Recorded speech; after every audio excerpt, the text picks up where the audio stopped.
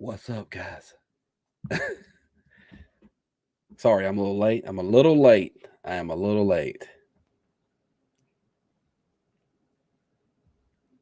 Is anybody talking?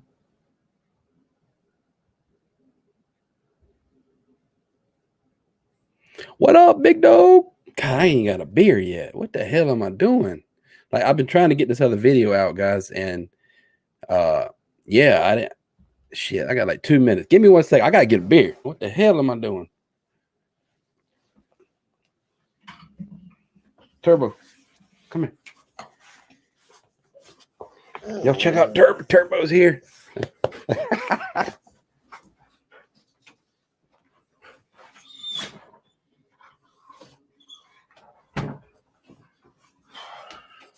Yo, you quit acting a fool. What's going on, guys? Thanks for having me. Hello, hello. I have something. Oh, we on. We on.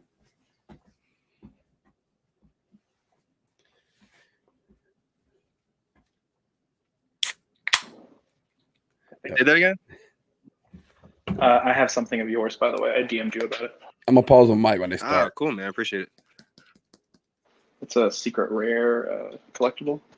This stuff right here, guys. Ooh, you don't have to tell me twice.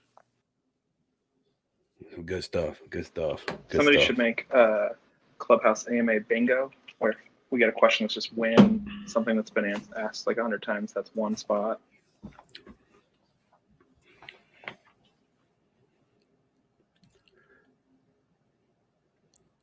Dude, I got some bourbon sitting back there. I need to get it.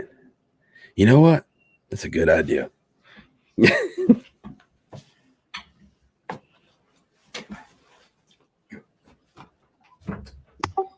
I really like the idea of community AMA bingo. That's genius. I try. All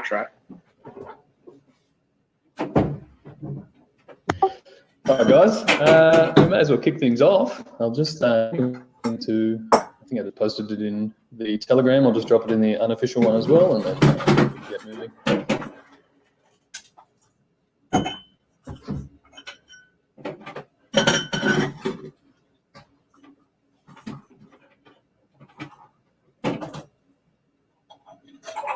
Oh, I am recording this, by the way, just in case.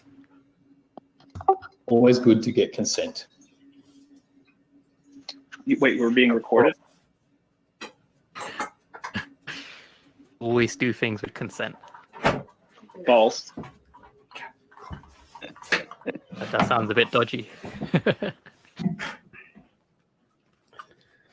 What I miss? Check it out, guys. Oh. Knob Creek. You can't mess with Knob Creek.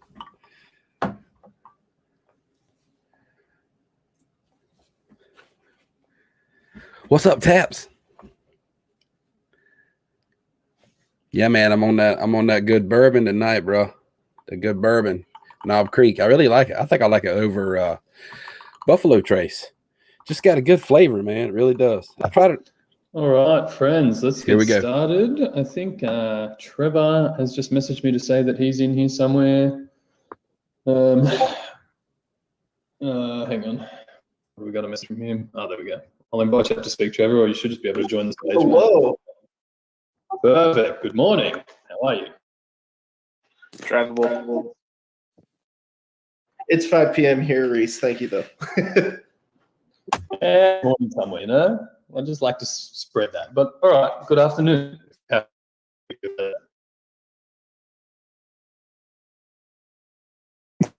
right, Ben, whoever's on stage, if you guys want to get started, anyone's got some pertinent questions, same as always, I'll invite people up to have a chat. There is, of course, the text channel. So if you can't tune in or if you have to leave and there's a question you would like answered, you can always drop it in there. Mods will find it, and obviously Kay is recording, so we will be able to listen back to it later. Noah is going to drop by at some point too, maybe sooner than later. So we will introduce you to him. And I think Alex might drop by as well, who is our new marketing guru. So we'll get to know a few people today, and we'll cover some bases. I had a quick question, if that's okay. Shoot. So the community was asking a bunch of questions, and I was trying to summarize those to make sure some got answered. One that was kind of pressing is people keep telling people about VeVe. There's no cash out. I know that MTL was coming to kind of support that.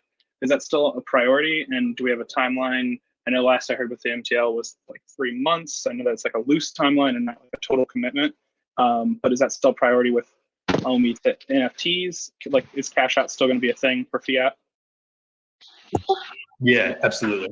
If anything, I think the gem fiat cash out will come before the OMI one.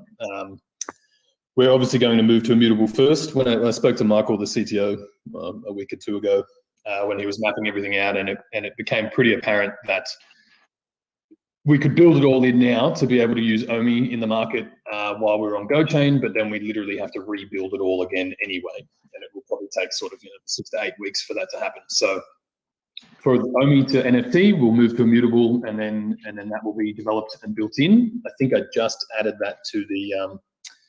It should be in the new tokenomic and tokenometrics article that's now on the blog. And the gem fiat cash out is coming along now. That's already happening and in development. And because we're running the two concurrent systems, we actually don't need to wait for the OMI thing before we can implement the gem cash out. So look, I'm not going to put an exact timeline on it, but yeah, it's in the works, and if it all comes off, we'll probably see it in about 6 weeks. Call it 8, and if it's longer than that, please don't blame me. But yeah, it's definitely being worked on as we speak. And just to add to that, obviously with the ability to cash in and out, there is an MTL. There will be KYC, same as any app. We are subject to the FATFA rules and all of those kind of regulations. So there will be some sort of KYC process there to be able to do it. But yeah, it does mean that it really opens the economy of the collectibles rather than at the moment it's obviously closed. So.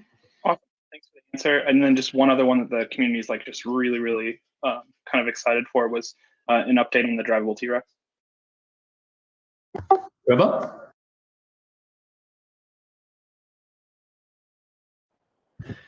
I'm not going to answer that now. Saving the best for last. That's fine. Okay, cool, fair. Hey, Trev, have you seen that the NFT that Kaki Gaijin made of you riding a T-Rex? I've seen. I will say I've seen all of my fan art, and I'm a big fan of it. I like that I have fan art. So yes, I have seen my drivable T-Rex. I actually have those NFTs for you whenever you're ready. I just need a wallet address. Okay, good to know. Thank you. Hey everyone. Yeah. May I ask a question? Mm-hmm. Hey, my name is Joshua. Pleasure. Glad you guys are doing this. Been holding OMI for a while.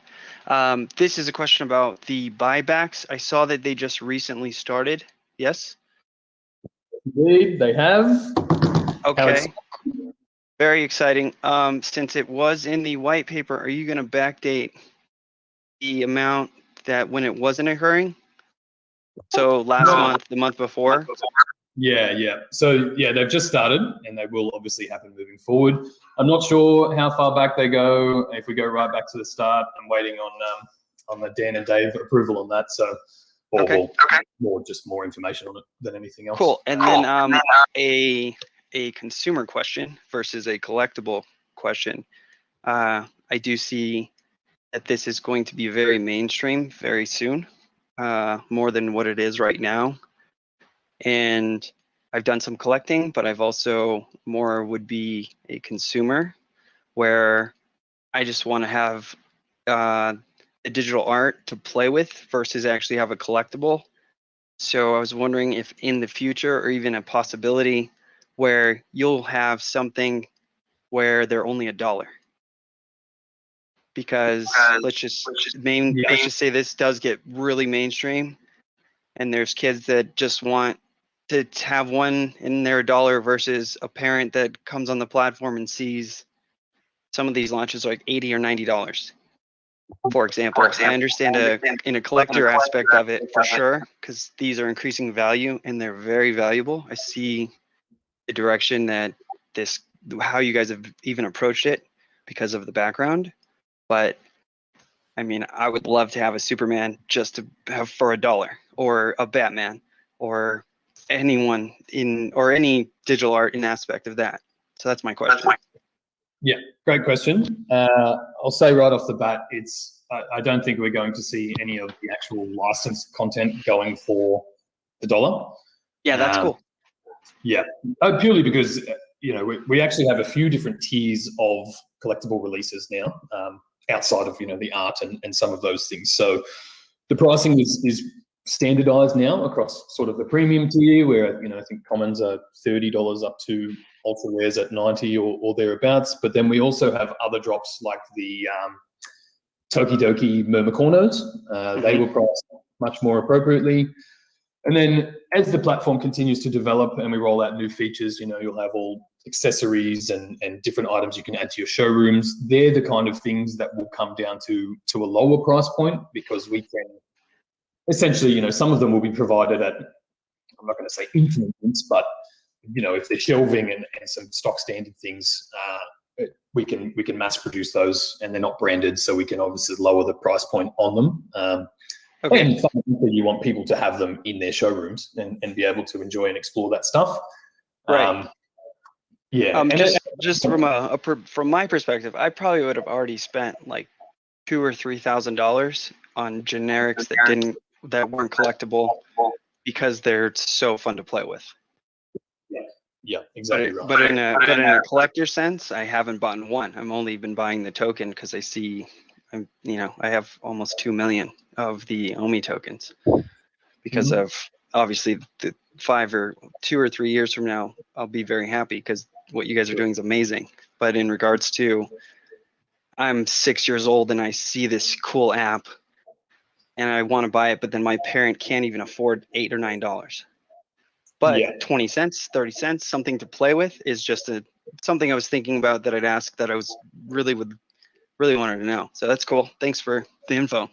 Yeah, no problem. No problem. Look, we've also talked about, now that we're seeing such a nice marriage between the crypto world and the collecting world, NFTs, mainstream, all these kind of things, and obviously the community we have around us is so strong already. We really want to start integrating some of those things. Like, I'd love to see some cool community collectibles hit the platform at some point. They're the kind of things we can offer for less. There's been talk of a VeVe logo or something like that. Just other options in there. And as I said, the only way we can really lower price points on some of those things is to do it with unbranded content. So it's definitely in the awareness, and we definitely, we want to make this as accessible to everybody as we can. So yeah, I think that will be part of the conversation moving forward. Very cool. Hey, I've just got a question. So I'm going to be that guy who addresses the elephant in the room. So we know that VeVe's obviously been working extremely hard and had to go through quite a lot of compromises with the whole stolen collectible issue.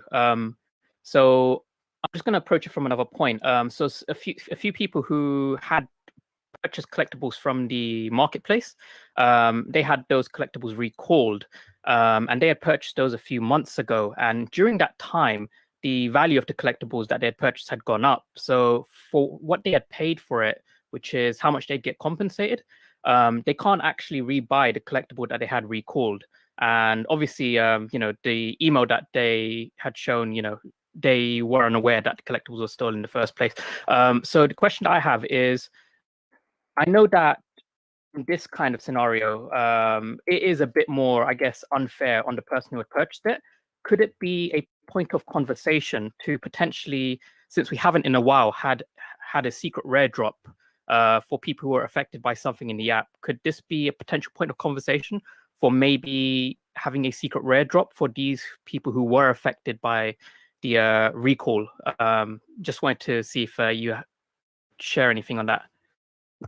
Yeah, I really like that idea, actually, and I agree with you. Obviously, we're trying to make good on what happened and return those collectibles to the people that were affected, but I completely agree with you on that front, that obviously the value of those collectibles has appreciated since the event. So Look, the team have always been really on point with these kind of things, trying to make it as fair as possible. So I wouldn't be surprised if that became an option. But at this point, I'm also not going to say that that is happening because that's not my call. So yeah, I've always had faith in the way that things have been run. As you just mentioned, you know, we did do a secret rare drop for people who were affected by a bug in the early days. So if that becomes the best way to you know, really make good on the situation and so that everybody feels like they have benefited somehow, you know, or not being hard done by at least, then I'm sure the team will try to implement something like that too. Cool. Yeah, that's really helpful. And my second question just goes to Trevor. So we had the Superman drop recently, and the Superman's arms and legs are kind of like dismembered or detached from his body. So I just wanted to ask, is that a feature or is that a visual bug? And if so, is that going to be repaired at some point? That would probably, that's a good question. The way the models are built, so those came from, because it's based off the original, like the toy, like the physical collectible version of it, and the way those models are made, they're made in parts so that they can be put into, like, basically put into an injection mold so they can create the plastic part. So that's what the basis of that model was, and it was probably done in such a way that we took those pieces, put it together in order to create the 3D model, and somehow along the lines of bringing down the number of polys that you have from like a physical model. If you're making a physical toy, you go to an extremely high poly count, way higher than you would ever use in like a game or in a real-time space, because you want that high level of detail so that when it goes into the machine that mills the tool, or the machine that makes the injection mold, it's got as much detail in it as possible so that you don't have like faces in your model when it's molded. Somehow in the process, the pieces were clearly not joined, and so yeah, it is something that we would have to look into fixing. I don't know where that lives in the plan in terms of fixing those little issues, but we will look at it and I'll talk about it with the team. Cool, thank you. Perfect. Hey guys, question. Say that again, sir. Could we piggyback off that question, Superman? Yeah, go for it. So I know some of us have noticed that the symbol is missing from the symbol is missing from the cape. We've noticed that there's been some also minor changes to some of the collectibles. Is this something that the team is deciding to do, or something that the licensors are requesting? It's hard to say. It could be some. Ultimately, when we're working with a licensor, depending on the licensor, they sometimes get very hands-on. Sometimes they're more hands-off. I don't know for sure with the examples that you gave if it came from the licensor. It was something that we changed that the licensor approved of, or something like that. But there's no like. I don't want to say there's no like rhyme or reason to it, but it's more like it's just on a per asset case, and like depending on what the licensor is looking for, what they want to do. I mean, I think the most immediate examples are just, you know, the Superman symbol, and then now I think the syringe is missing from Lady Death. The syringe is missing from Lady Death. That one I didn't actually work on this collectible, so I don't actually know the specific answers with those. But again, I wouldn't look at it in terms of like we're working with the licensors to create all these assets and running it by them. So anything that you're seeing is going to have been approved by the licensor. So like it's not like we're going, for lack of a better word, we're not going like rogue on any of these assets that we're putting up. This is all stuff that the licensors were okay with, they signed off on, and for various reasons it might have been removed. I mean, the syringe is an interesting one because how do you get it? Like, what's the best way to show off a very, very thin needle if you were to do something like that? Just like that's me musing on that subject. I don't actually know what the reasoning for it is, but ultimately it was like no changes are made without the licensor's approval. Gotcha. Appreciate it. I know there's some new people in the community that were kind of asking, and that kind of helps shed some light on it. Thanks, Trevor.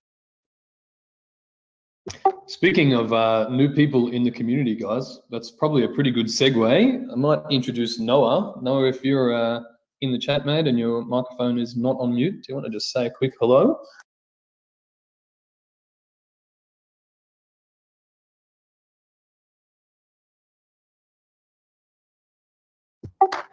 Okay, we'll come back to you, Noah. You might have to, well, maybe I can unmute you. Yeah, hang on.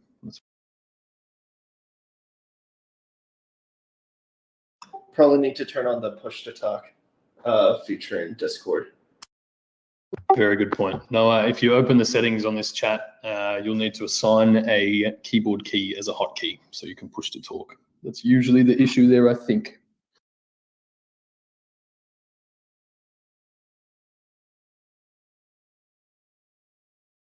In the meantime, yeah, it is a common thing, isn't it?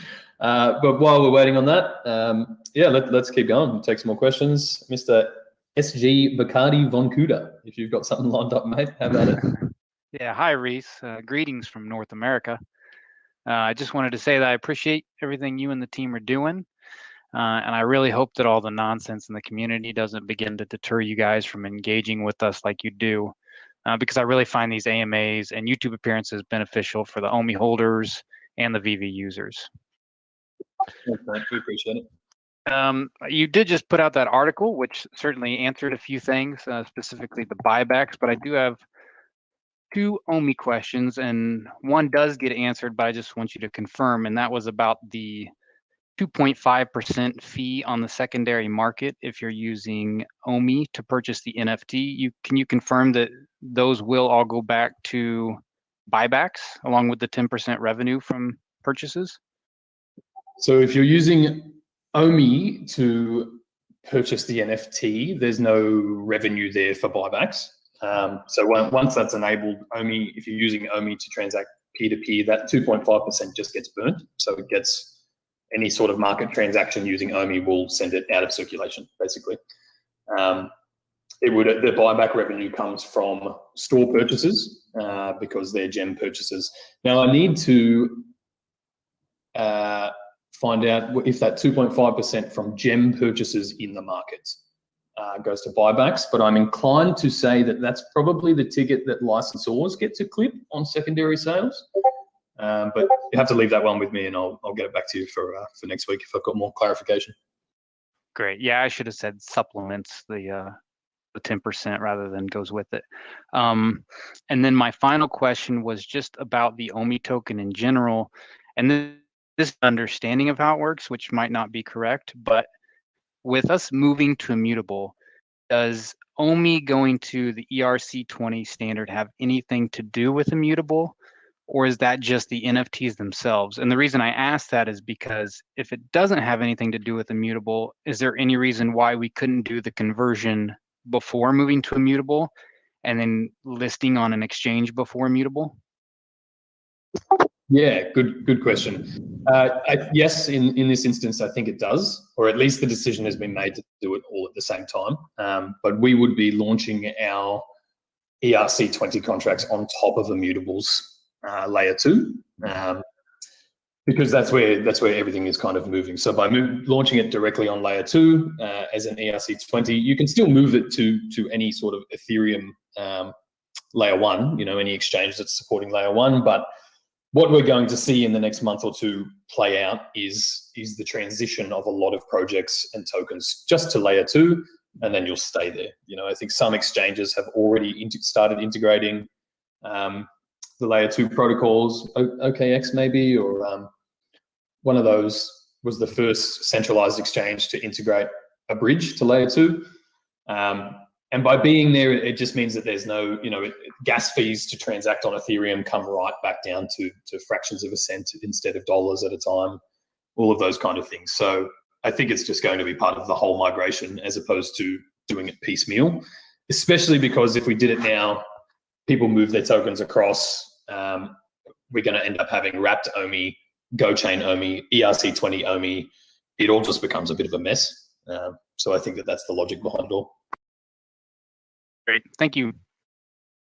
No problem. I've just got a follow-up, actually. So I read your blog that you shared, Reese, the ECOMI one that you wrote up with the updated tokenomics and utility and everything.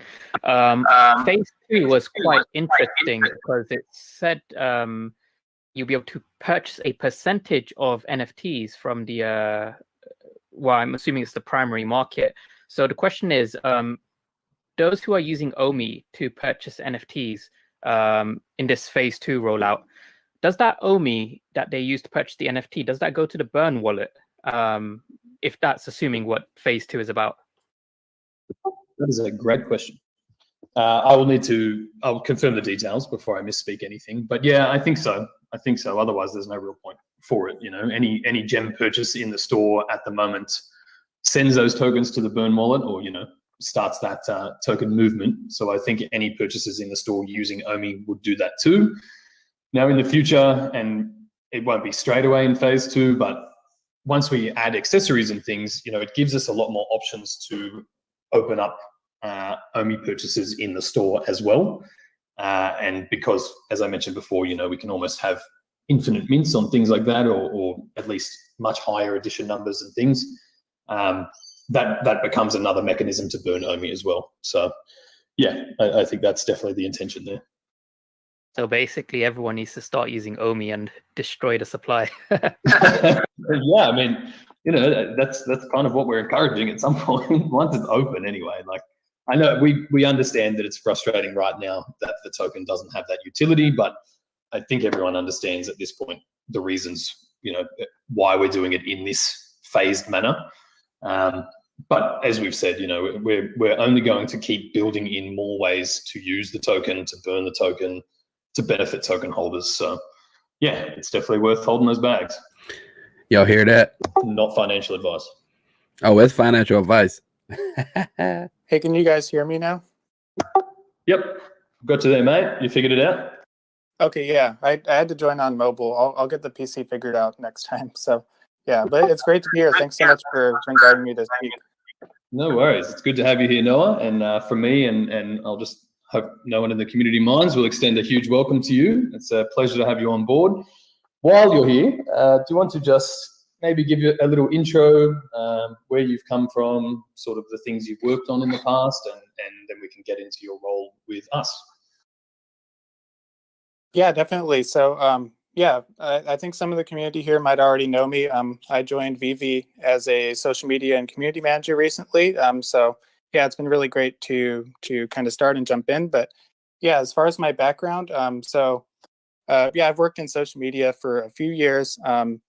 Most recently at Blizzard Entertainment, supporting Overwatch, which was great. And then before that, working at Kingston Technology for almost a year. Yeah, supporting all of their consumer product lines and all of the stuff on the Kingston side.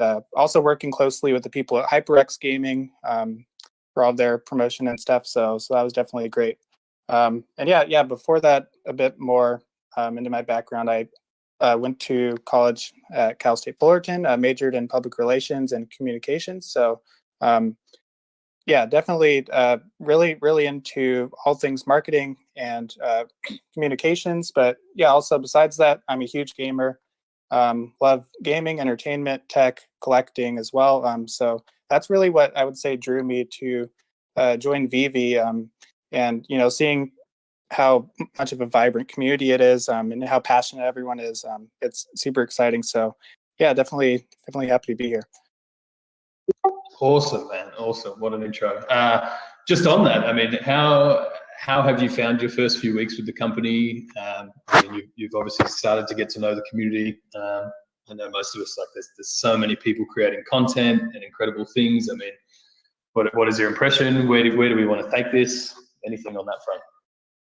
Yeah, so first few weeks here have been great. It's been really great, getting up to speed with everything, and really sort of understanding what makes the VeVe platform and brand so special, and how it's of course different from the ECOMI side. But yeah, in terms of the community, it's been amazing just seeing all of the amazing community content everyone creates, and kind of jumping into that side as well as the community management side. Jumping into Discord and getting to start having conversations with people and really learning kind of what makes this community tick and what makes people excited. So that's been great. As far as plans for the future, I know we have a couple other people coming on board on the marketing side as well, who you'll probably meet soon. But yeah, we're just like high level overview. We're just planning to really kind of expand, especially because VeVe has kind of exploded, probably beyond what a lot of people initially, expected in the first few months. So many users. So we're just hoping to really kind of expand the marketing and bring the marketing side and user growth and promotion up exactly to really come in line with the user growth and trying to really make VeVe a mainstream thing. And of course, that's going to take time and a lot of planning, but yeah, definitely really excited to get started early and start mapping all that out. But yeah, should be really exciting for the future. Yeah, absolutely. And some of you guys might see another username, Alex, floating around. He can't join us today, I don't think, but we'll probably get an intro from him next week. So he is coming on to help with our marketing as well. I don't know where you guys sit. Obviously, we've always all watched the development of VeVe for the last 6 months, and now that the drops are smooth and we're bringing on the marketing team and all of those things. Personally, I feel like we're just gearing up for the launch of VeVe, whether that's the launch into the mainstream or into awareness. Obviously, we have the lead up to Comic-Con in the next few weeks, which is really contributing to that. And I think we can confidently say that the app and the content are all ready to handle that larger user base. So it's a really great time to have you come on board, Noah, and we're happy to have you around, mate. And yeah, if anyone has any questions for Noah, feel free as well. I think we have Trevor for another half an hour too. So if anyone has any pertinent collectible questions, we'll probably bring them up first, and then we can cover some other bits as we go. I had a question. Or games industry person on the team. Very excited about it. Yeah, definitely. It's awesome. I know you worked, I think at Riot and Santa Monica Studio, right? I mean, that's awesome. Also, yeah, both in Orange County, LA area, I think. So that's cool. Sorry, I completely cut someone off. Go. You guys hear me? I'll go. Hi. Yeah, I just had a question about NFTs in general. I've been in Bitcoin since 2013. I work in technology industry, and today I'm just a private investor. I'm actually bearish on the whole NFT industry, but I'm open to having my mind changed as I learn more. So I just kind of found my way here. Who's actually buying like these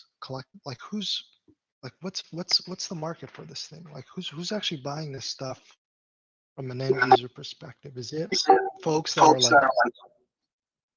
oh, go ahead.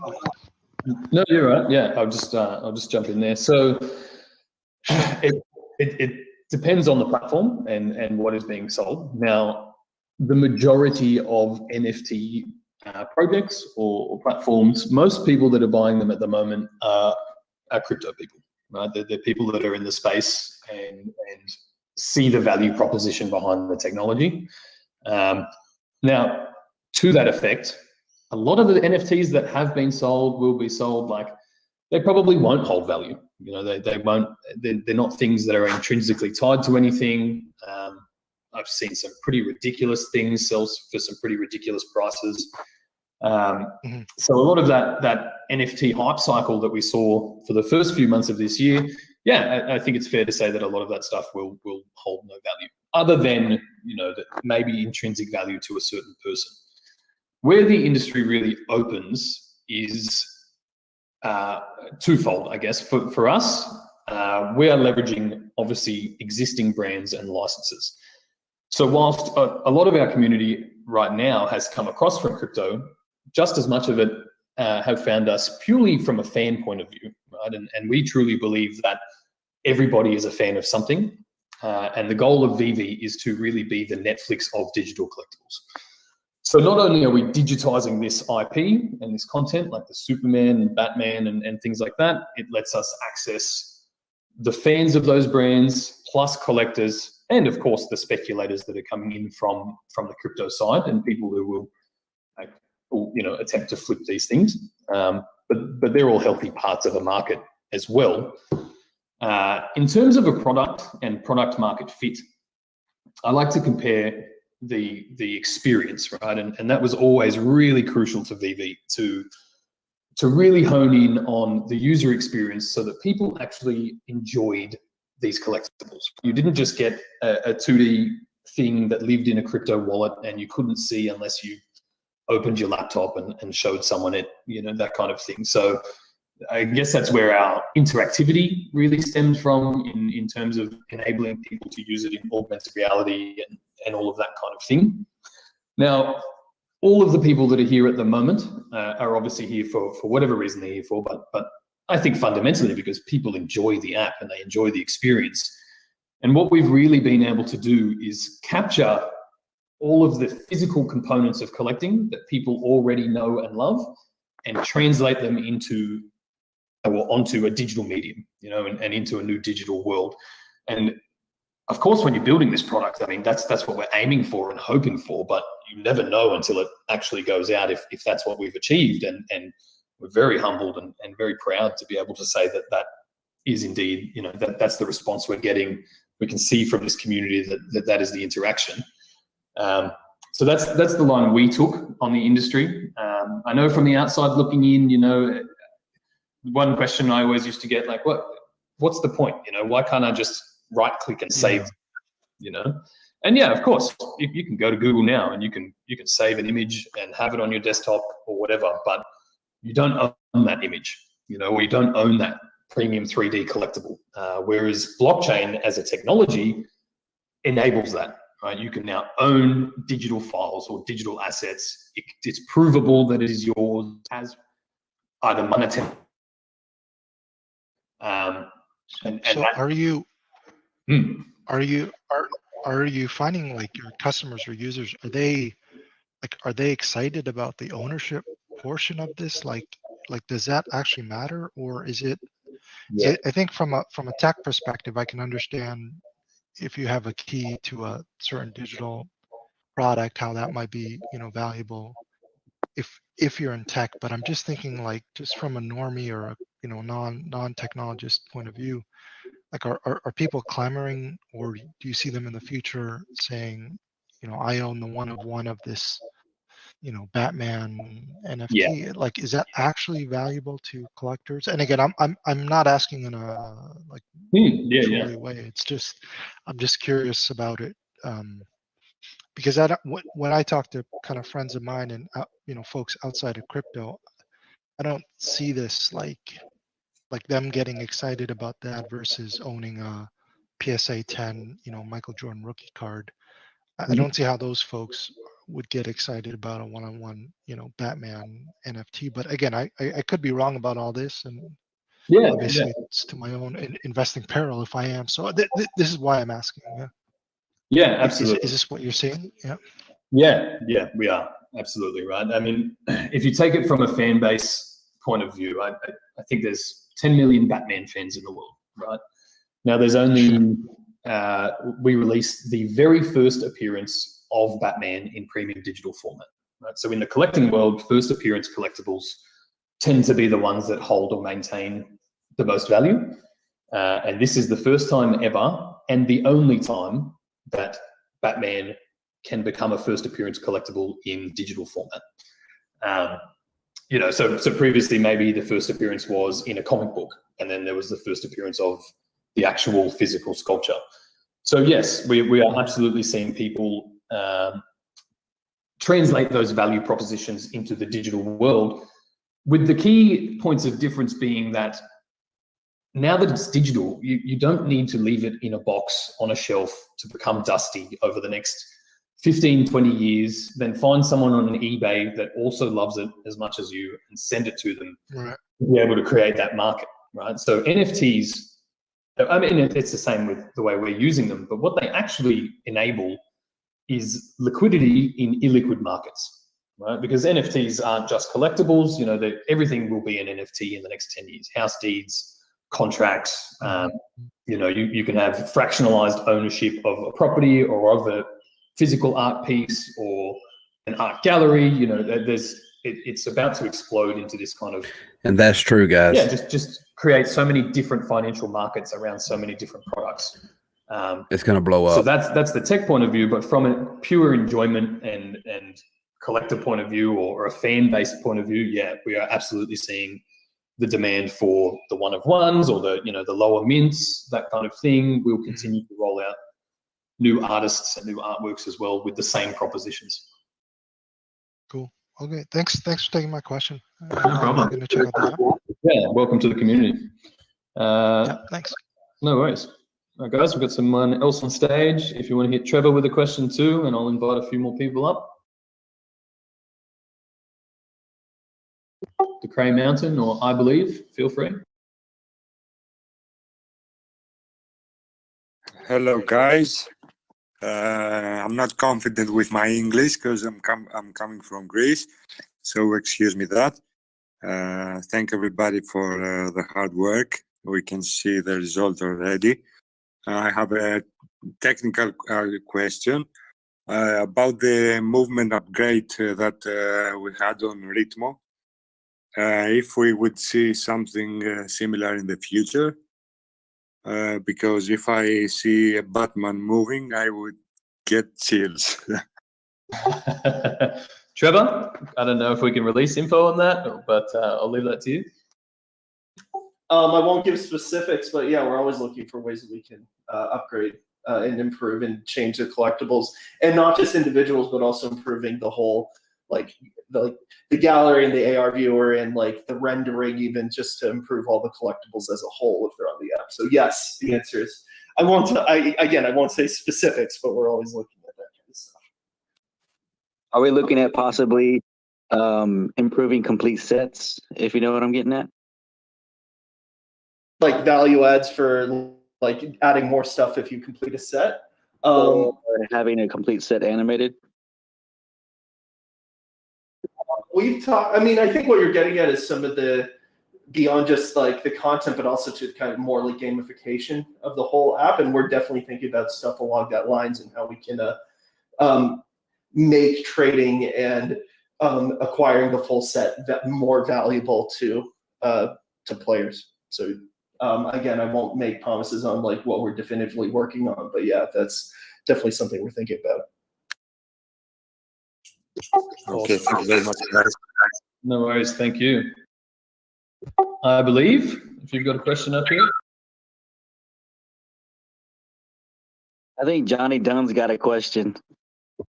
Sorry, Johnny. Yep, anyone jump in. Then I appreciate it, guys. Can you guys hear me? My question would be, do we have a timeline on the showrooms? Like, I know we talked about like themed showrooms and everything like that. I was seeing if we had like a bat cave coming soon or anything like that. I'll say baby steps on showroom improvements, jumping to entirely new showrooms. Those are, for a little bit of background, I worked on the environment art teams on the next God of War, and environments are some of the biggest and longest and most time-consuming areas of games to create. So it's going to be a while before you start seeing stuff like that. When we do it, you'll start seeing, holy crap, the level of quality for that kind of stuff is going to be insane. Certainly, I know we've teased like future like VeVe-verse kind of stuff and improving the gallery, and hopefully you'll see a big quality improvement in there, and that should get you, hopefully that'll get you more excited for that stuff to come down the line. But I won't put a time window on when we'll get like new showrooms or improved showrooms, but it's absolutely something that we're talking about a lot and setting ourselves up to get to that kind of future in the app. Awesome. Good to know. I know it was a while ago, so just wanted to make sure. Appreciate it. No worries. Just on that, the version 2 of the showroom is being developed, isn't it, Trevor? I don't think we're that far away on that one. I mean, I won't speak to the timing. That sounds like a marketing question, but yeah, I'm baking lighting on it right now. Sweet. Hey, don't get distracted over here, right? That's the computer working its ass off. I just sit here and watch. I need to learn how to do that. That sounds great. All right, who else have we got up here? The Todd Father, you got one there, mate?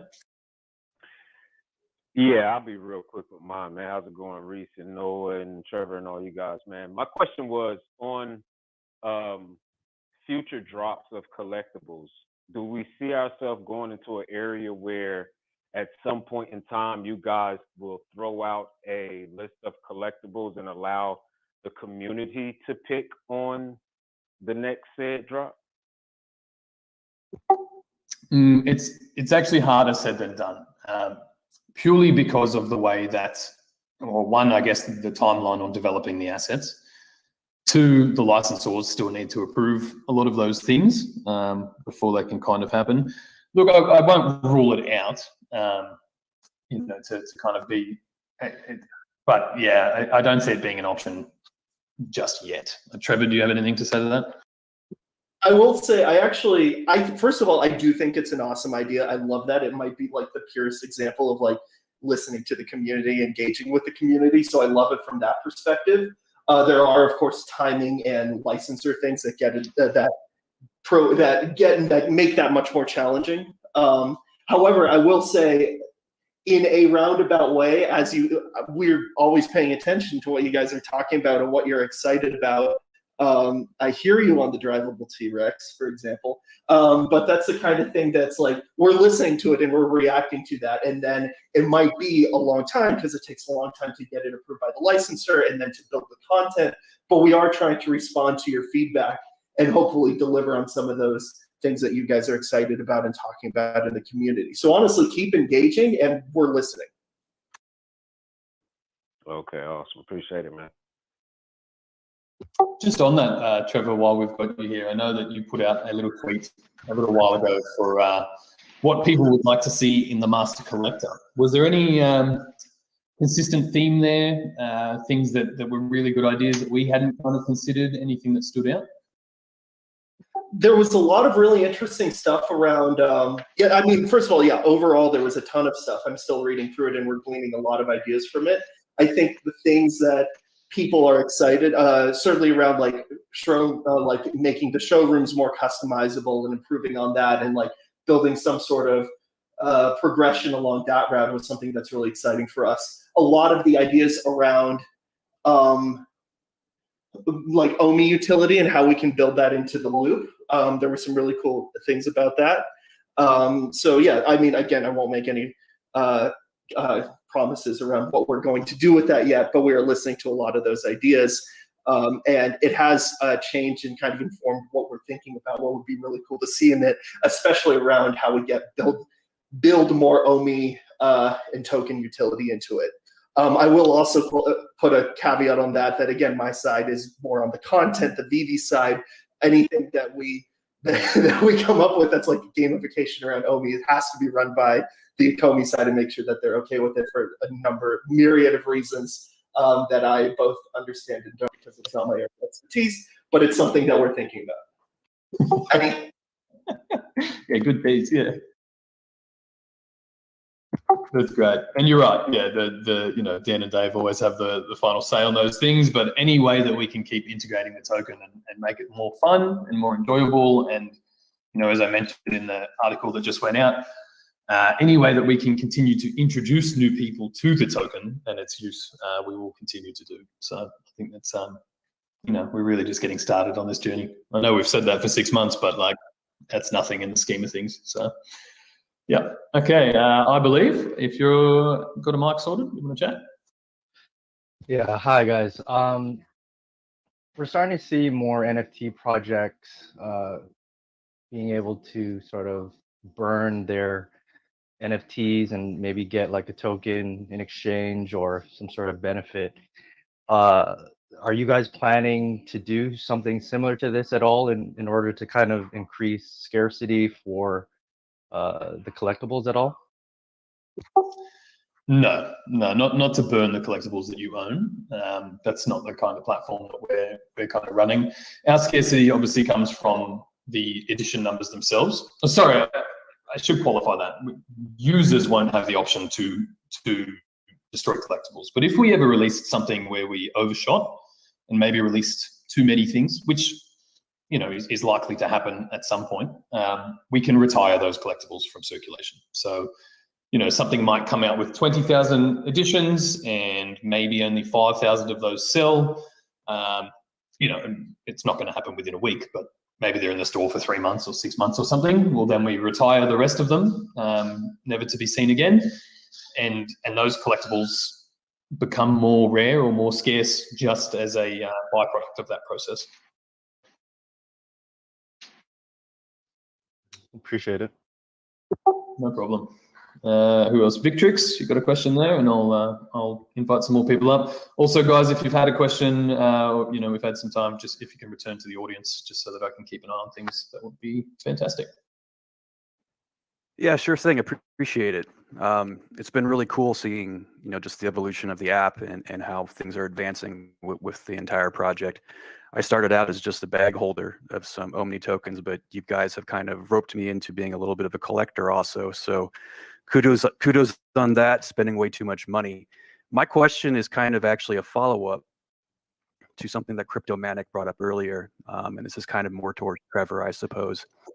The question is as far as the bombshell DC death not having the syringe, as far as who was responsible for making that decision, was it DC, the licensor, or did VeVe for some reason decide that, the syringe didn't need to be there? I'm just kind of curious about that, because if you look at the original artwork, just from like an artwork perspective, like the piece itself, it's supposed to be a nurse of death. So like having the syringe, if you look at the original statue or the original sketches by the artist, really kind of adds to the presence of the artwork, and to be missing that, that prop, so to say, really kind of detaches from it, after you've seen the original piece. So I'm just curious, like if the motivation wasn't censorship or fear that, a syringe, it's a drug paraphernalia, like where actually did that decision had to be made where that wasn't included? Because you are modifying the original piece. The VeVe model, the death model, actually still has the hand set up to be holding the syringe. But it's just kind of an odd choice. I just wondered if there was any more you can shed light on that. I would say, first of all, I did not work on that piece, so I can't speak to that one specifically. What I will say with how this process works on a lot of the stuff that I've worked on is ultimately we go through a lot of rounds. Stuff goes back and forth from us to the licensors as we're working on it, and it's generally a pretty organic process in terms of how these pieces develop. So where that decision comes along in the process, it's hard to say. It could be. And the reason for it is might just become like the licensor decided they didn't want it, or it could be even like the way the piece came over. It just wasn't. It worked in the like physical collectible version, but for whatever reason, we couldn't achieve the same. It just wasn't working in the digital in our 3D, because again, you have to remember we aren't using, although we start from that same base model, in the case of that collectible, it's finished in a very different way. So there's a number of reasons why, either practical or like a artistic choice, why something would be removed or changed. With that one, I doubt it's a censorship thing. That's something that I haven't seen us run into. That's not to say that we won't run into those issues on collectibles, or we have already and I'm just not aware of it. But again, it's just like it's hard to say exactly what the reason is that one was changed. Okay, well, I appreciate that, the insight that you have there as much as possible. I just always hope, especially since most of us come from the crypto sphere, decentralization is important. The reason that we support crypto projects or we're drawn into it for a lot of us, is that, the space really lends itself to freedom, freedom of expression and financial freedom, individual freedoms, not having to worry about being deplatformed or, you know, big tech, so to speak. So I just wanted to express the desire that, you know, I do hope that VeVe, if you are faced with, you know, choices for censorship, that you always try, you know, to fall on the side of, you know, more individual freedom and liberty than not. But appreciate you guys. Thanks for taking time to answer. No worries, man. Yeah, I think I can definitely add to that anyway, just to say that that is absolutely the choice that gets made. Obviously, with some of these sculptures, we want them to be as close to the originals or you know, as they can be. Now, a lot of the models for the DC collectibles, or at least I know in the early Batman range, they come from DC. You know, that when these things were designed and sculpted by the actual artists or the sculptors, you know, that's really a lot of the content that we're using or basing these collectibles off. But yeah, as Trevor said, I don't think either of us know the answer specifically to the syringe. Maybe we can ask Dan next week, because he should be in here. And just on that, he does apologize for not making it in here today. He and David are working around the clock on some big things that all long. But yeah, save that one in the pocket, and we can definitely ask about it next week. He'll be able to give us some more details on that front. Awesome. Appreciate it. I've just got a community question that came in. So to do with the buybacks. Now, I know that certain companies, when they buy back equity, for example, they look at the market liquidity impact. So they don't want to cause too much volatility when they buy back equity, for example. So with VeVe, ECOMI buying back OMI tokens, are they buying back like a fixed amount, or what's the frequency of that look like? Is it kind of like randomly throughout the month, or is there like some kind of underlying formula that's used to determine when to buy back and how much to buy back? Great question. I don't know if it's formulaic yet, as they have just kind of started. But the idea would be that, you know, so we take the 10% of revenue from this month, for example, and then it's purchased periodically the next month. Now, the whole idea of the buybacks, other than reducing the circulating supply of tokens, is to support the token price. But you know, we're obviously at the whims of the market there as to whether it has an effect or people sell into it or whatever. So yeah, look, at the moment, I think it's just done periodically. Whether that's on a weekly basis, I'm not quite sure. Whether the specifics of that information come out, I'm also not sure, because we don't want to get into a situation where people just front run it every time. But yeah, maybe we'll save that one for Dan too. He'll have a bit more information about it. Cool, thank you. No problem. Dizzy, go for it, man. All right, anyone else here? Jump in, guys. Yeah, I wanted to ask a question about, I think on one of the YouTube influencers for ECOMI mentioned that you guys might not transfer all of the supply to the Ethereum network. Is that true, or is that something that I just misheard? That was something that we discussed a few weeks ago on an AMA as a possibility, but Dan has said since then that no, we will just move the entire system, all the wallets, all the tokens will come across with us, and then if we want to do any fun stuff later, it'll just be easier to have all on the other side. So no, we won't be leaving the tokens behind. And for anyone wondering, when we do migrate, there will be a token swap. I'll issue this warning again. Please only use our official site. We'll put out plenty of information about it when the time is right. But obviously, scam sites will pop up, and that transfer will be one-to-one. So if you have 100 OMI now, you will have 100 OMI on the other side, on the ERC20.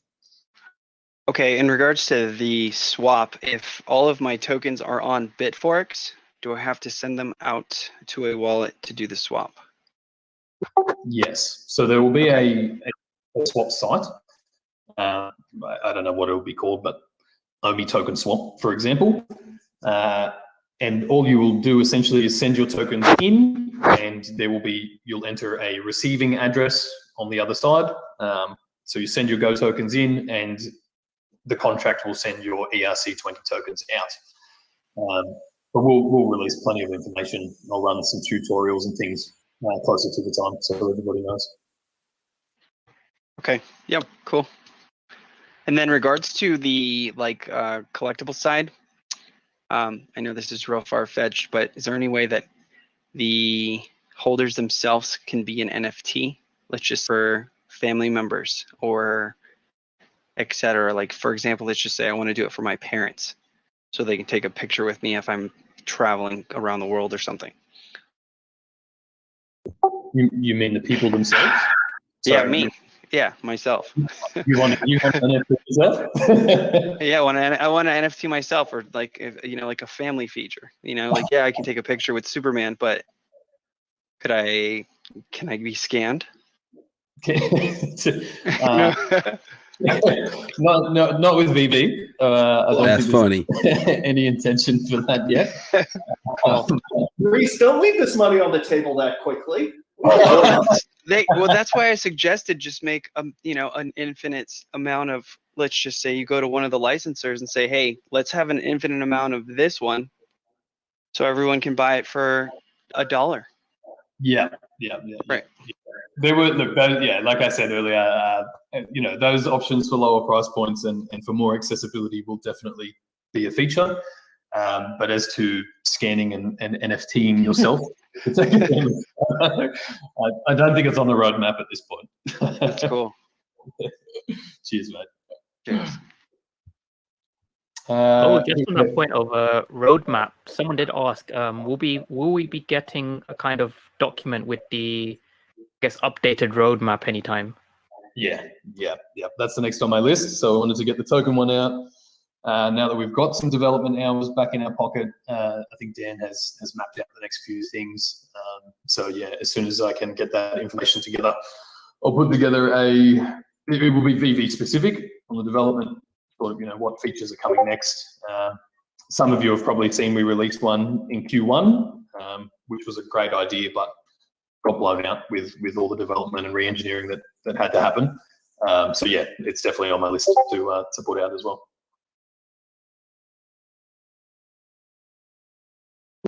Hello. Hello. Can you guys hear me?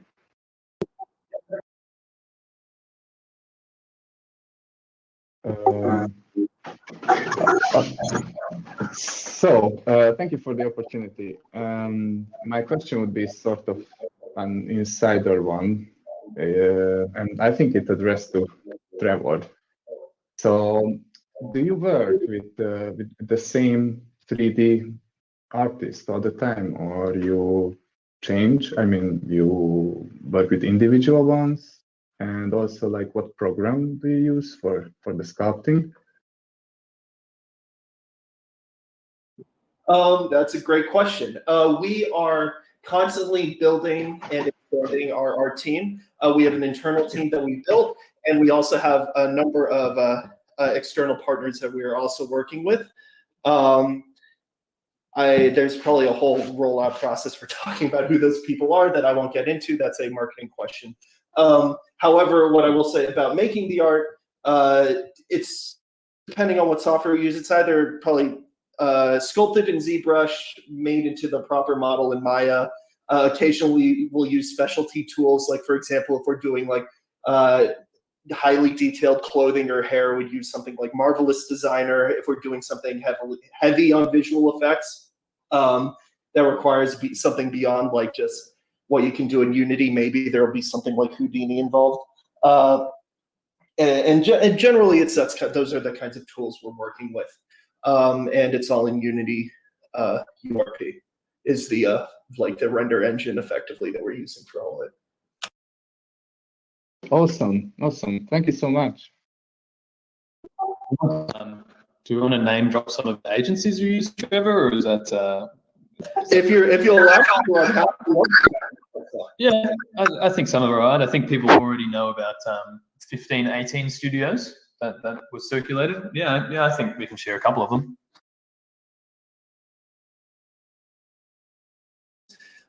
They are to give you an idea of what they've worked on. So before this, they were working on, and by the way, what they worked on is not a reflection on what we have licenses to. I need to clarify that. Just they worked on the IP. So recently, they the Spider-Man Miles Morales game. They worked on Call of Duty Black Ops Cold War. They did like tons of skins for Apex Legends. They worked on Borderlands, tons of stuff. We're also working with some of the Keyword studios. So Keyword is a big studio organization, and probably the main studio we're working with them is called Volta. And let me pull them up really quick so I can tell you what they worked on. Yeah, if anyone wants to go check out that 1518 Studios. It's pretty insane. If you look at the work that they do, it's this like like extremely high-end AAA art. Now, just imagine those are the studios that we're working with to create like the next set of NFTs that are coming out. So we're trying to hit that quality bar that they're hitting for these huge AAA games with our NFTs. That's what we're going for. Volta, if you scroll down, who's who of who they've worked with. They worked with Bethesda, BioWare, Bungie, Hasbro, Microsoft Studios, Riot Games, Warner Brothers, Wizards of the Coast, Ubisoft. So just like pretty much everybody. One of our other studios is named Noir, N-U-A-R-E. And they do, they worked with a lot of Sony studios on like The Last of Us, Ghost of Tsushima, and a number of other projects like that. So when I said that the art team that we have is pretty stacked, it's pretty fucking stacked. It's about as stacked as it can get, I think. It's great. And that's only about half the teams. There's a lot more that we're working with. All right. So it was really inside. I don't know how to say, but in depth. That's the word. All right. Cheers. Thank you so much. No worries. Yeah, it's great to give people some insight just into the quality that we are really building to. You know, we don't want just the best experience and the best collectibles offering. I mean, we want the best content too. You know, we want the highest quality stuff. That's how you win the game, right? Definitely. Yeah, sorry. Go ahead. I was just gonna add, like, and these studios are like, they're super excited about this space. They are like studios. It's not just like, I mean, like these two, like game studios fight for these resources to work with these teams because they produce such good work, and these studios are choosing to work with us because they're so excited about us and this space. So they're actually choosing, like, this is where they want to be spending their time. So we're getting some really awesome teams, and we get to work with on all this stuff because of that, and they want to be involved with this, and they want to do more and be more involved, which means more collectibles, higher quality collectibles, all that fun stuff.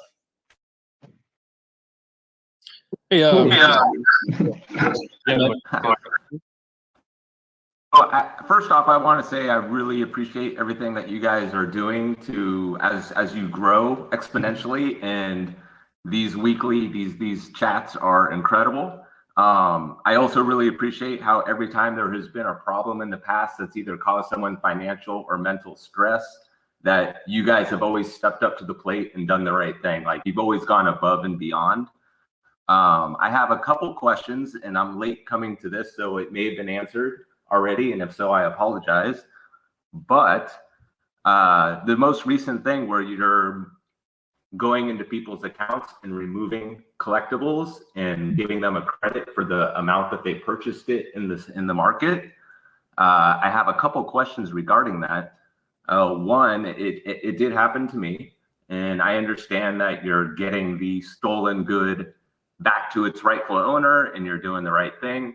However, it definitely has affected me in a negative way. And so I guess my first question is what would have happened if I got this collectible, not from the marketplace, but I traded it with a friend or from a friend? What would my compensation have been in that standpoint? This part number two is, when will it end? When will we know that all the stolen goods have been returned to the rightful owners, and that our collection is safe? We don't have to worry about it anymore.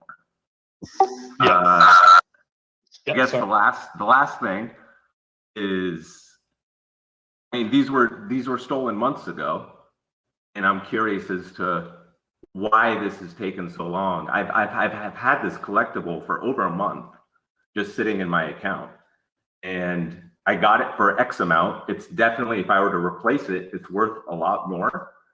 And so I think being given the amount that I was, or being given back the gems that I paid for it, I feel like that's really nice. However, I think you should be giving us the option either getting the gems back or you guys buying a similar serial number from the market and giving us that in return.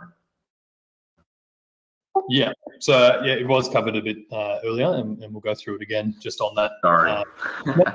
That's fine. Just to let everybody know too, these conversations are always recorded. You can find them on Kay's YouTube channel. Kyle usually does them as well if he's around, so you can always go and listen back to these. So 3 parts to the question. I'm probably only going to remember one of them, so you'll have to ask me the others again. Yep, you're absolutely right. So all of the collectibles have now been returned, first and foremost. So that part is done and over with. It has taken quite a few months to put together all of the pieces of the puzzle because these collectibles do change hands quite frequently. So Lucas and the support team have been working really hard to put that back together. Now, as you said, we have always found a way to try and make up the difference and compensate people. Now, I'll be honest in saying this it's got nothing to do with me. The support team is handling it, but I'll absolutely raise the possibility of some form of alternative compensation. Kay brought up earlier, with the last bug that happened in the app, we figured out a way to give everyone a secret rare collectible. So maybe that becomes an option as well, but there's no confirmation on that yet, so please don't hold on to it just yet. I completely agree with you that yes, the value of these collectibles have risen exponentially since they were released, and in most cases since people purchased them. So yeah, returning those gems isn't necessarily just going to fix the problem. But the best case scenario is just to reply to that email with your case and a bit more information, and we can take it from there. So at the moment, that's the line the team had to take, and of course it was never going to be good for everybody, because like yourself, you weren't aware that was a stolen collectible, and obviously that has put you out as well. So look, we always try to make good on these things, and we will continue to try and implement that kind of stuff. But until I have more information about it, just reply to those emails, and we'll try and fix it for everyone. Absolutely, and it comforts me greatly to know that I won't purchase another one from the store that's been stolen, and that B, that everything in my collection now is safe. Like, those two things are huge for me. And I've already replied to the email, and I have no doubt that you guys are going to offer some type of, I feel like you guys are going to come up with a good solution that will be a win-win for everybody. So I appreciate it. Thanks for the time. Yeah, it's always a priority of ours, and Dan and David's especially. Like, we're building this for you guys, and we want to optimize and maximize the user experience in every sense of that word. So yeah, they usually make good on these things as much as we can. So yeah, that's question on that. Hey Reese, I have a quick question from the audience. Why So Serious wants to know if we will be seeing other NFTs such as music. Very good question. Yes, yeah, I think so. There's no, I can't say when or in what iteration, but we've definitely discussed things like, maybe at some point you can add a stereo system to your showroom, and that can play tracks that you, I guess it depends on the capacity of the NFT, whether the music itself is an NFT or whether we're licensing musicians. Here we go. And somehow getting content from them that way. Here we go. But that once the digital space really starts to expand, being your capabilities in your digital space, all of that kind of comes into effect. I personally would love to see, maybe you buy a platinum record collectible, that looks like an artwork on your wall. You're in someone's showroom, they walk in and tap that, and it starts playing a song, or playing that song, things like that. So, yep, music licensing is definitely in the sights. So stay tuned on that one. Awesome, thank you. No worries. Like, Dude, we kind of reiterate this all the time, but as a platform, rather than just trying to target one specific fan base or market, it really does give us so much opportunity and capability to access, an almost infinite amount of different markets. and that's what the team will continue to strive for. Also, we have another question from the community. They want to know if Frank Kozik will be coming to the platform soon, as he did tweet something the other day that mentioned VeVe and his product. He did indeed, yes. Yeah. Frank is confirmed. I thought we would put out some information at the same time, but I think he beat us to it. So yeah, we'll put out information about Frank at some point in the next month or two, I would think. But seeing as he has jumped the gun, yeah, Frank Kozik art will certainly be on VeVe at some point in the near future. Awesome! I'm sure that's going to be exciting. Yeah, it's we're really starting to see some of the artists roll out on top of different collectible brands and things, and that all feeds into the artist alley as we move through the year, and that opens up. It's exciting, yeah. Like we just spoke about, it's cool to access another niche market there, right? Frank brings with him his own fan base and audience, but VeVe is really becoming a great platform to expose these artists to new audiences. I don't think many people, if any, would have known who Simone Legno was, the tokidoki artist. But now with the Dragon Girl, almost everybody on the platform knows who he is. So it's a really great way for the artists themselves to build their audience and expose their work to new people. And it's a great way for us to learn more about them, which is really exciting. Absolutely. I think that VeVe is a great platform for a lot of these artists to really kind of grow their brand or their names, or just get their work out there, even more exposure. And the fact that VeVe's a part of that and doing that is I think it's extremely huge. Agreed. And we have quite a global audience too, so we're talking, we just had someone from Greece, there's people from all over the world using the platform who just wouldn't be exposed to these artists or even some of these brands otherwise. Yeah, it really is the future of audience building, product dissemination, distribution, because you no longer have to package up a collectible and send it out on trucks and boats to get all around the world, or however it happens. It all happens at the click of a button, and the way things have happened lately, within seconds. So it's really exciting to be part of.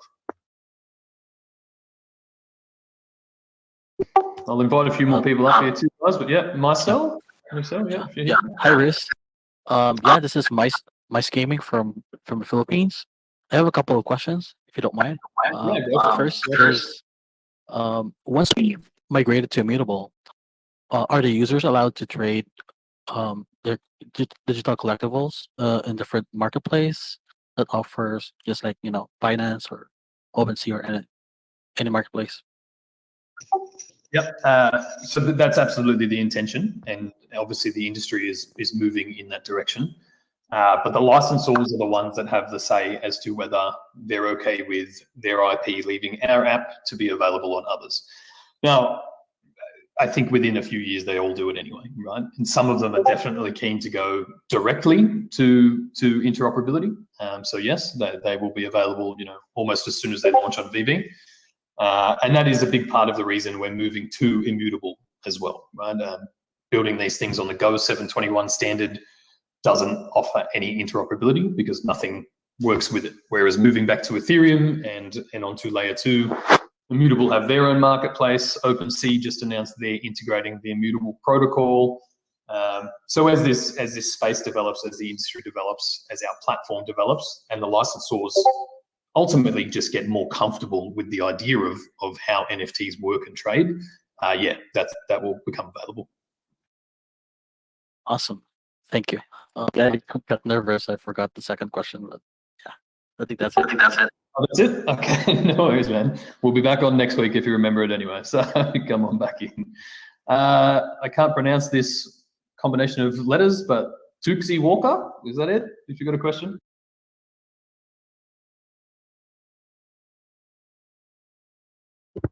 Or Nindo Jr., if you want to jump in. Yes, hello. Thanks, VeVe ECOMI team, for your time. My question is going to be, when there is only to collectible, will the 2.5% listing fee in the marketplace be paid with OMI, and what happens to this OMI? Is it removed from circulation? Yes. Yep. So it will still be paid by the seller if they're accepting OMI as payment, and that 2.5% will go straight to the burn wallet. So it actually starts to burn from the circulating supply at that point instead of just from the reserve. All right, sounds good. Yeah, once that's really up and running, I mean, the market already sees obviously way higher transactional volume than the store. People trading back and forth. I think you can see those active burns already. It's going to be pretty good. You know, we return the utility to the token. Just by the nature of the transactions, it becomes more scarce in circulating supply. I'm really looking forward to the second half of this year. I just want to like make sure that when you say OMI to collectible, I'll be able to put my personal OMI from my wallets into the app and use it to purchase. And also, will there ever be a way for buying OMI from exchanges directly through the VeVe app using fiat? Yes to both. Yep. So yes, you'll have full control over your OMI and OMI wallets within the app. Now, Apple users still have to use the wallet, I believe, but that's pretty simple. The web platform itself should be live within, or at least the first iteration, within a month or two anyway. So by the time that we've moved to immutable, you'll be able to use the web platform in the same way you do the phone app. And yes, the intention with the MTL, you know, in the not too distant future, hopefully, is that users can definitely. Sorry, guys. Do you want to just mute your mic if there's a bit of back noise there? Yeah, with the MTL, the intention is, you know, if I'm a non-crypto user and I see something in the market and it's only listed in OMI, but I have no idea what that is or how to do it, we absolutely want to enable a way that you can still buy it using your credit card, and what that is doing is facilitating an OMI purchase. So yeah, that will be available at some point as well.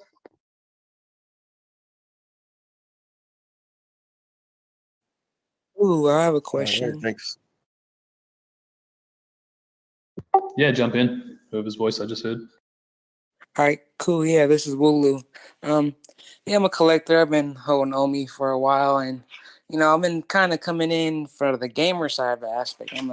You know, I like DC and stuff and superheroes, but I like them video games, man. I like Pac-Man and Sonic, Super Mario, all of that. So, kind of like my question is, you know, when big three, as far as like Nintendo, Microsoft, and Sony, you know, when can we get any kind of information on any games? I know we had kind of like Street Fighter, one of the fighting games in the white paper, so I know they're in the works. So, you know, with the whole gamification, I know that's in the aspects of, you know, points within the app and making the app kind of a game itself. When are we going to get video game representation on here? Yeah, probably sooner than later. There's definitely gaming licenses that we've acquired. I can't really give you more details on that yet, purely because of the NDAs and restrictions we're under. And just on that, you know, that obviously we are acquiring those licenses to use the IP in the same or similar manner that we are now. You know, we will You hear that? or make their content available as collectibles or, That's right, Daniel or Lee. things like that. You guys obviously are aware that we have Monster Hunter as a license, Iceborne, and I think there's another version of it, you know, whatever the other one is. So those kind of in-game characters, Velkhana, those assets are in development and will roll out at some point. So there's definitely gaming representation. It is one of our product verticals, and we'll continue to see more of that as we progress as well. That's freaking huge. All right, cool, man. Thank you. Appreciate it. And thank you, everybody, for, you know, being a good community and having this open communication like that. It means a lot, you know, to all the new people coming in, people that have been investing. And I know it means a lot to you guys, too. So I just want to say thanks. No worries, man. We appreciate it. And thanks for being here. And yeah, someone just said Monster Hunter World. Thank you for putting that in there as well. I think Monster Hunter's, it's a pretty massive game, right? I'm not personally a gamer on that front. Trevor, maybe you've played it, or Noah. I know you guys are both gamers, but I think I saw they sell 50, 60. It's a pretty big game. It's a pretty big game. Yeah, cool. It's PC or console or both? I've never played it. World has the expansion, which was Iceborne, and then Monster Hunter Rise is kind of less open world, more kind of MMO RPG on the Nintendo Switch. So I've got Rise, but some of my friends who have World and Iceborne, that's like the proper open world one. Right. Yeah. So yeah, we Yeah, have I'd say World is more of a mainstream Monster Hunter, but they have different Monster Hunters for different audiences. Yeah, great franchise. Though I haven't played a bunch of it personally, but I know it's super popular. I'm about to try that out. Nice. Yeah, I saw it advertised on a bus stop not that long ago. That's how I knew it was a big deal. I got a question for you, Reese. Go for it.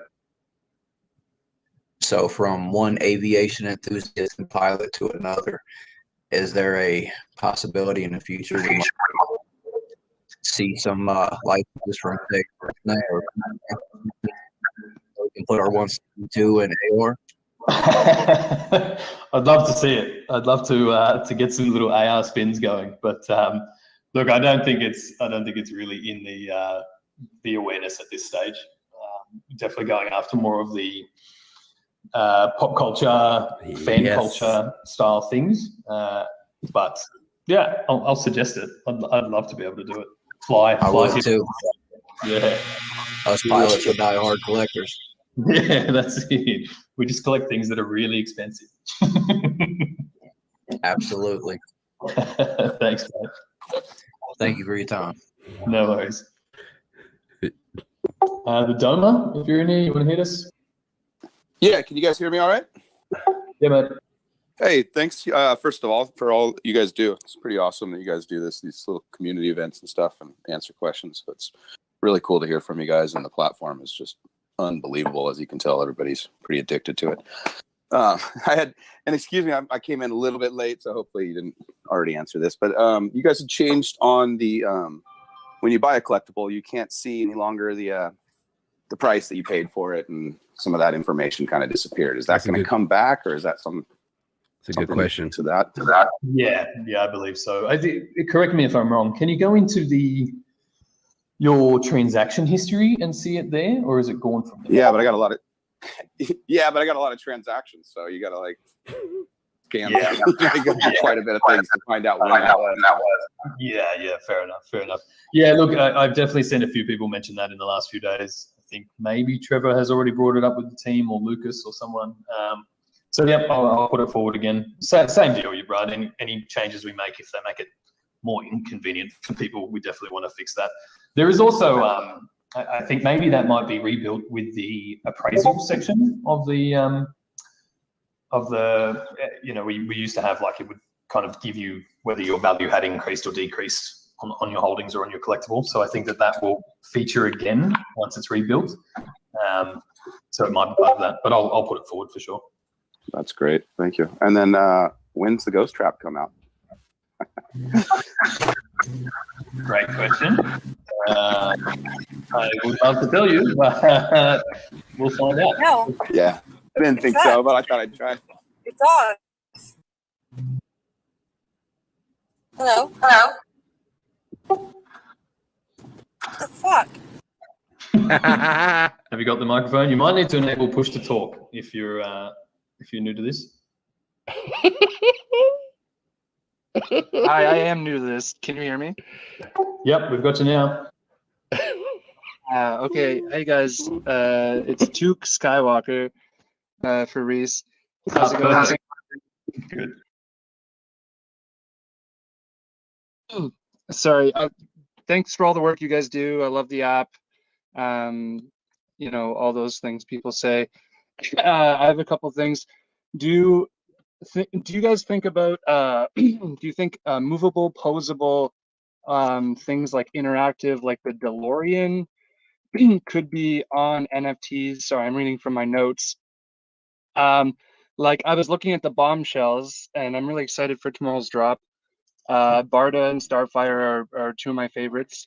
And I was digging into the Bombshells physicals, and they have the scarf of Killer Frost can be movable. There's also like a metal Batman sculpture that you can move his head with a magnet, which sounds really cool. Is there anything like interactivity we could see with like movable, posable 3D sculptures?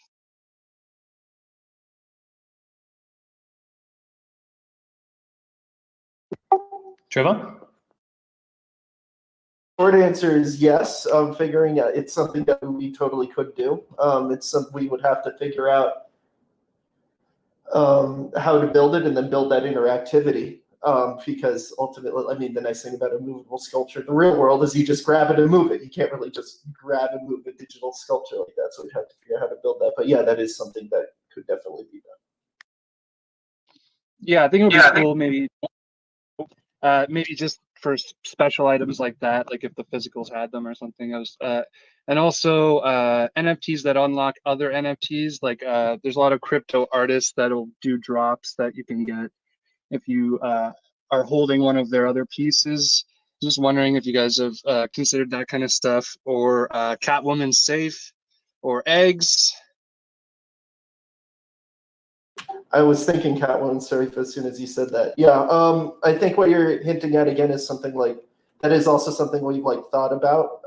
It's like I put that in the category of like gamification around the NFTs. So it's definitely something that we do spend a lot of time thinking about, and we're thinking of like what kind of systems we could build around that in order to make collecting and trading and interacting with the NFTs more fun. So I won't give specifics, but it is like we are thinking of stuff very much along that line of interacting with the NFTs. Also, Reese, I'm sorry, I have to jump off right now, but thanks. No worries. Thanks for being here, mate. And hopefully we catch up again soon, but I really appreciate it. And I will just add to that in terms of, you mentioned other artists on NFT platforms doing like unlockable NFTs or whatever.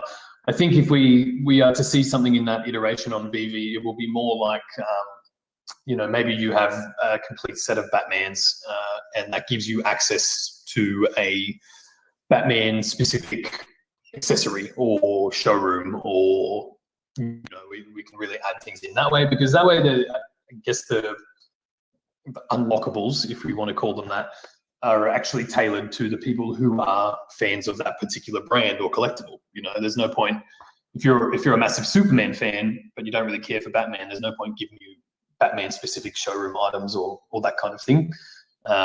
So I think that if there's any sort of unlockable content to come, it will be in that sort of capacity. Hey guys, I had a question for Noah, if that's okay. Yeah, go for it. Noah's still here, I believe. Yeah. Awesome. Yeah, so I have a bit of a background in marketing myself, and I was just wondering, in terms of influencer marketing, obviously we've had a big name in Logan Paul mention Omi before, and he's obviously a collector as well. If you've seen his most recent fight, he was rocking that Charizard chain. So I'm just wondering if that's something that you're willing to explore in the future, because it almost seems like a no-brainer to me that put a VeVe collectible in one of his videos, like on Instagram or on TikTok, is kind of like like I said, like a no-brainer to me in terms of getting exposure. So is that something that you guys are considering or thinking about? Yeah, so I mean, there are a lot of influencers and people who have sent us messages even on our social platforms of, different people who would be great to sort of work with, who are collectors in different regions and different spaces.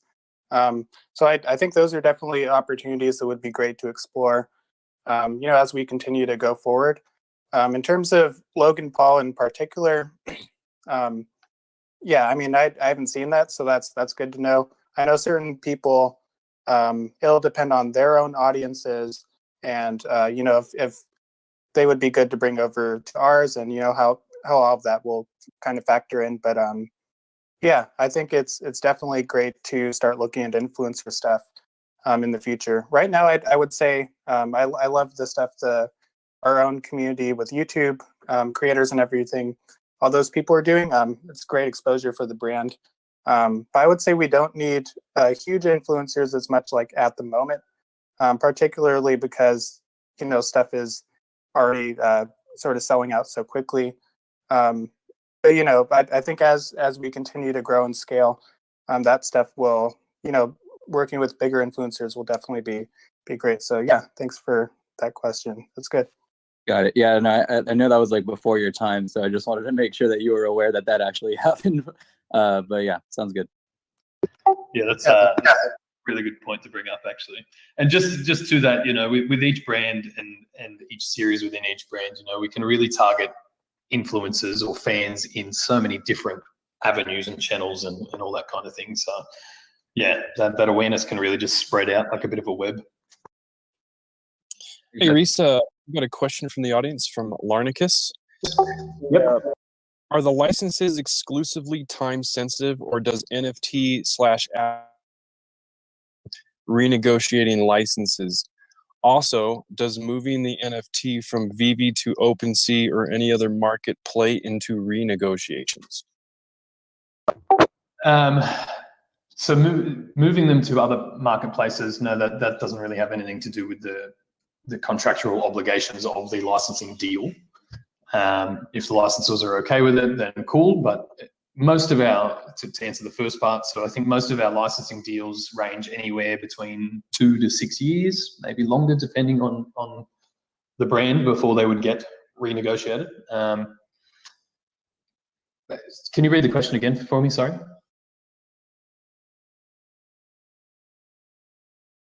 Sure.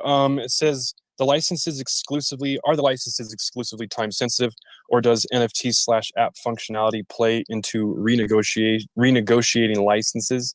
And the second part was also, does moving the NFT from VeVe to OpenSea or any other market play in? Yeah. Okay. Sweet. So I think we covered the second part. No, I think if we're talking renegotiations at any point, it's not so much app functionality and things as it is revenue, right? These are licensing companies. They are obviously earning a royalty from everything we sell, and you know, compared to trying to just sell and distribute a product in the real world, or in the physical world, I should say, you know, for something like this to be created, obviously all the design work that goes into it, then the physical production and manufacture, then the logistics and distribution to get it all around the world. You know, so if they were to mint 10,000 or produce 10,000 Batman sculptures, it might take a year to sell those in gaming stores or hobby stores around the world, and then the licensing company collects their fee on top. Whereas with us, we are truly, I mean, we're creating an industry around us, but we're changing the way that licensors perceive that model. Obviously from the green narrative, but like there's no gaming store or no other distribution model that can sell 10,000 units of a product in 2 seconds and have it delivered around the world in 5 minutes, you know? So we're in a very, very strong position, and our licensors thus far are very content with the way we're going about things. Hopefully that gives some insight into that question. Absolutely, thank you. No worries. Yep, go for it. Hey, I had a few questions. One of them is, and this is Van. I just for short put Van. You feel me? How you guys doing today? Good, man. Good. Welcome. All right, that's what's up. That's what's up. One of my questions was, are you guys developing a feature where we could, like, in a secondary market, sell like a whole collection of our collectibles? Like, let's say the raw English drop, like we could sell all. If we acquired the whole collection, will we be able to sell it as like one collection to people? Yeah, we absolutely are. Okay, yeah, that's what's up. Another one of my questions was, and you kind of sort of touched on it and answered it a bit with the appraisal value, because I know on all the collectibles, like in the secondary market, pretty much mostly went up. Only a few went down. As that feature rolls out, what's the basis of like changing the appraisal value? Like, how would y'all measure that? Would y'all measure it off like secondary sales and kind of balance it out and find like the average price, appraisal price? Or Yeah, I think the way it was designed originally, and I don't know what happened for it to not be available at the moment, but it would take the average of the 10 previous sales of that collectible, and whatever the price was, that would be your kind of benchmark, I suppose, is the easiest way to say it. Okay, and I wrote down like a lot of different questions, but I ain't gonna blow y'all with all of them. But another one was I know you guys touched on having like exclusive drops where you're like, it'll be like probably one drop and things like that. I just was wondering, like, would y'all do like an auction style drop? So like y'all drop a one of a kind and then just people will get a chance to bid on it. And I guess really the people with the steepest pockets will be able to grab that collectible. Yeah, we've definitely discussed different ways of doing things because there will be one-of-ones at some point. You know, a lot of artists will release some one-of-ones. Ron English, when that Rabbit Grin collectible comes out, so there's obviously the digital version, but then, you know, the lucky 100 people or 200 people will take physical delivery of the actual sculpture. So we really need to try to figure out a way that we can do that in the most fair capacity, whether that maybe we do some sort of lottery style system for drops like that. Maybe some do just go to auction and whoever really wants that piece has the opportunity to buy it. I'm inclined to say with one-of-ones, if it's an artist specific release, that might be the case, almost like a Christie's auction or something like that. So yeah, there will be different release mechanisms depending on the drop. Okay, yeah, that sounds good. A lot of these other questions, I know they kind of like far out there. For example, like having like the actual VeVe platform, like on PlayStation or Xbox, and you being able to access your collectibles in even that manner, and like, you know, as y'all roll out, and this far ahead, because I know the technology got to really be built up for it. But like being able to, you know, use that gaming, whatever gaming features comes out on the VeVe platform on like different systems, like a Sony system or, you know, a Microsoft system. Yeah, like you said, any cross-console stuff, we're not there yet, right? And that will come if it happens, you know, later. But the web platform really opens us up to a lot more capability. And Dan's spoken to it. I haven't seen it yet, but the first iteration is what you see in the app, but in a web browser. So that opens us to more audiences, but then I guess you can access that anywhere you can access a browser, right? So like theoretically, you could do that on a console. The VeVe-verse obviously will build out on the web as well. I can't really speak to whether we'll end up with some stuff on Sony or something like that, but I'd love to see it. I think the more the better. I'll take one more from you, man, if you got one, and then we'll open the floor. Yeah, I don't want to take up all y'all time. The rest of mine is pretty out there. It ain't nothing that you could really give a definitive answer about. So I'm just ending with this. I'm real bullish on the whole technology and the developing of technology in the world. And personally, I think you guys are giving so much value because I know technology coming from like Apple and just everything is developing. So like people could literally come out and have digital picture frames where we can actually take the collectibles off our VeVe platform and have it in our living room, moving around on a picture frame, you know what I'm saying? Just like kind of like putting it on a nano ledger or something, but instead it's on a picture frame. And, you know, when people come into your home, they see this rare collectible, which is only probably like 1,000 of them available, and you have it and it's moving around in your living room. That like technology is moving to that way, and I know we got the capability to keep pushing it towards that. And you guys are, technology is developed around the artists, and you guys are creating this technology and really bringing like leading forward in a new age of technology, and I appreciate that. Thanks, man. Thanks. Yeah, just to paint that picture a little bit too, outside of the picture frame and things like that, we're really building for a wearable future. And I don't think we're that far away from Apple or someone bringing out consumer-friendly AR glasses, right? Augmented reality glasses. Now, in the next 5 or 10 years, I think AR glasses replace phones. I think phones become a bit redundant. And in that digital world, or at least digitally enhanced world, we are going to be the providers of that premium digital content. So we've talked about, if you're wearing AR glasses and you walk into someone's lounge room, well, then you can see their artworks pinned to the wall.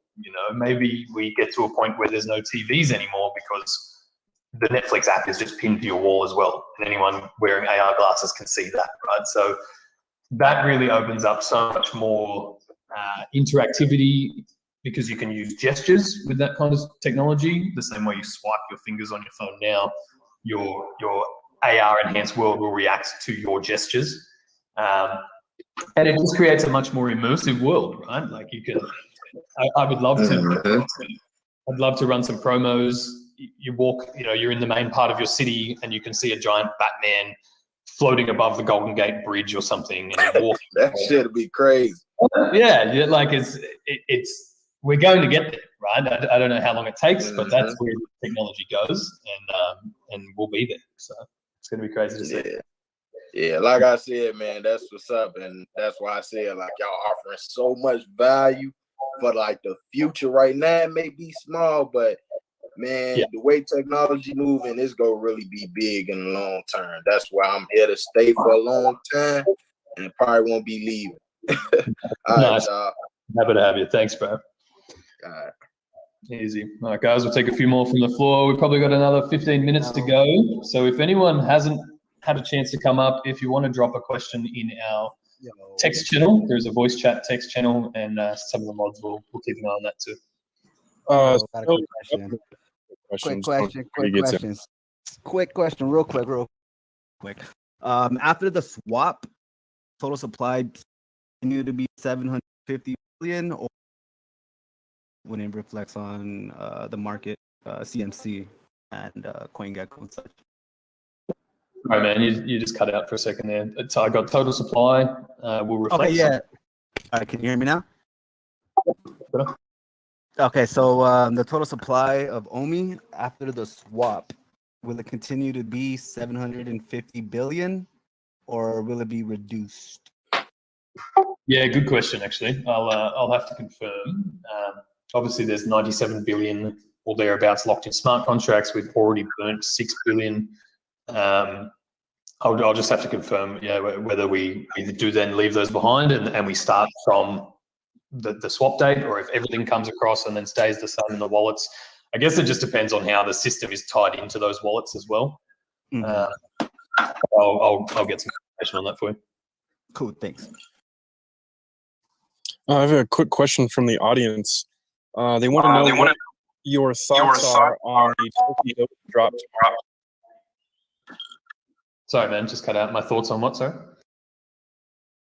A question from the audience regarding the tokidoki drop tomorrow on Binance.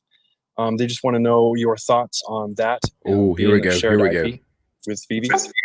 Yeah, I did see that. No real thoughts, to be honest. I mean, that's how these companies work and build their brand awareness. Tokidoki, that's kind of what they do. They do a lot of collaborations. I think they've done some with like Onitsuka Tiger. Hang on, I'm going to look at the blog because I've written a article about this.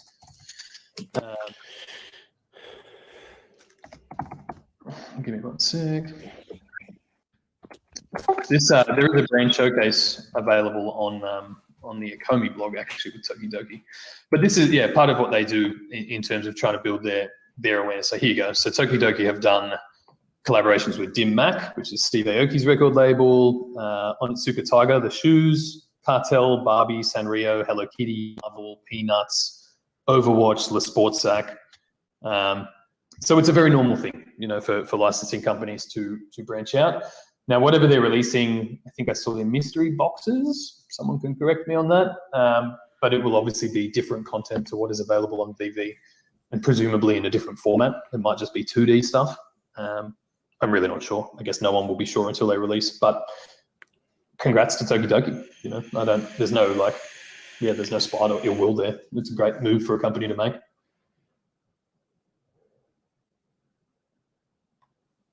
Awesome, thank you. Another question. If go ahead.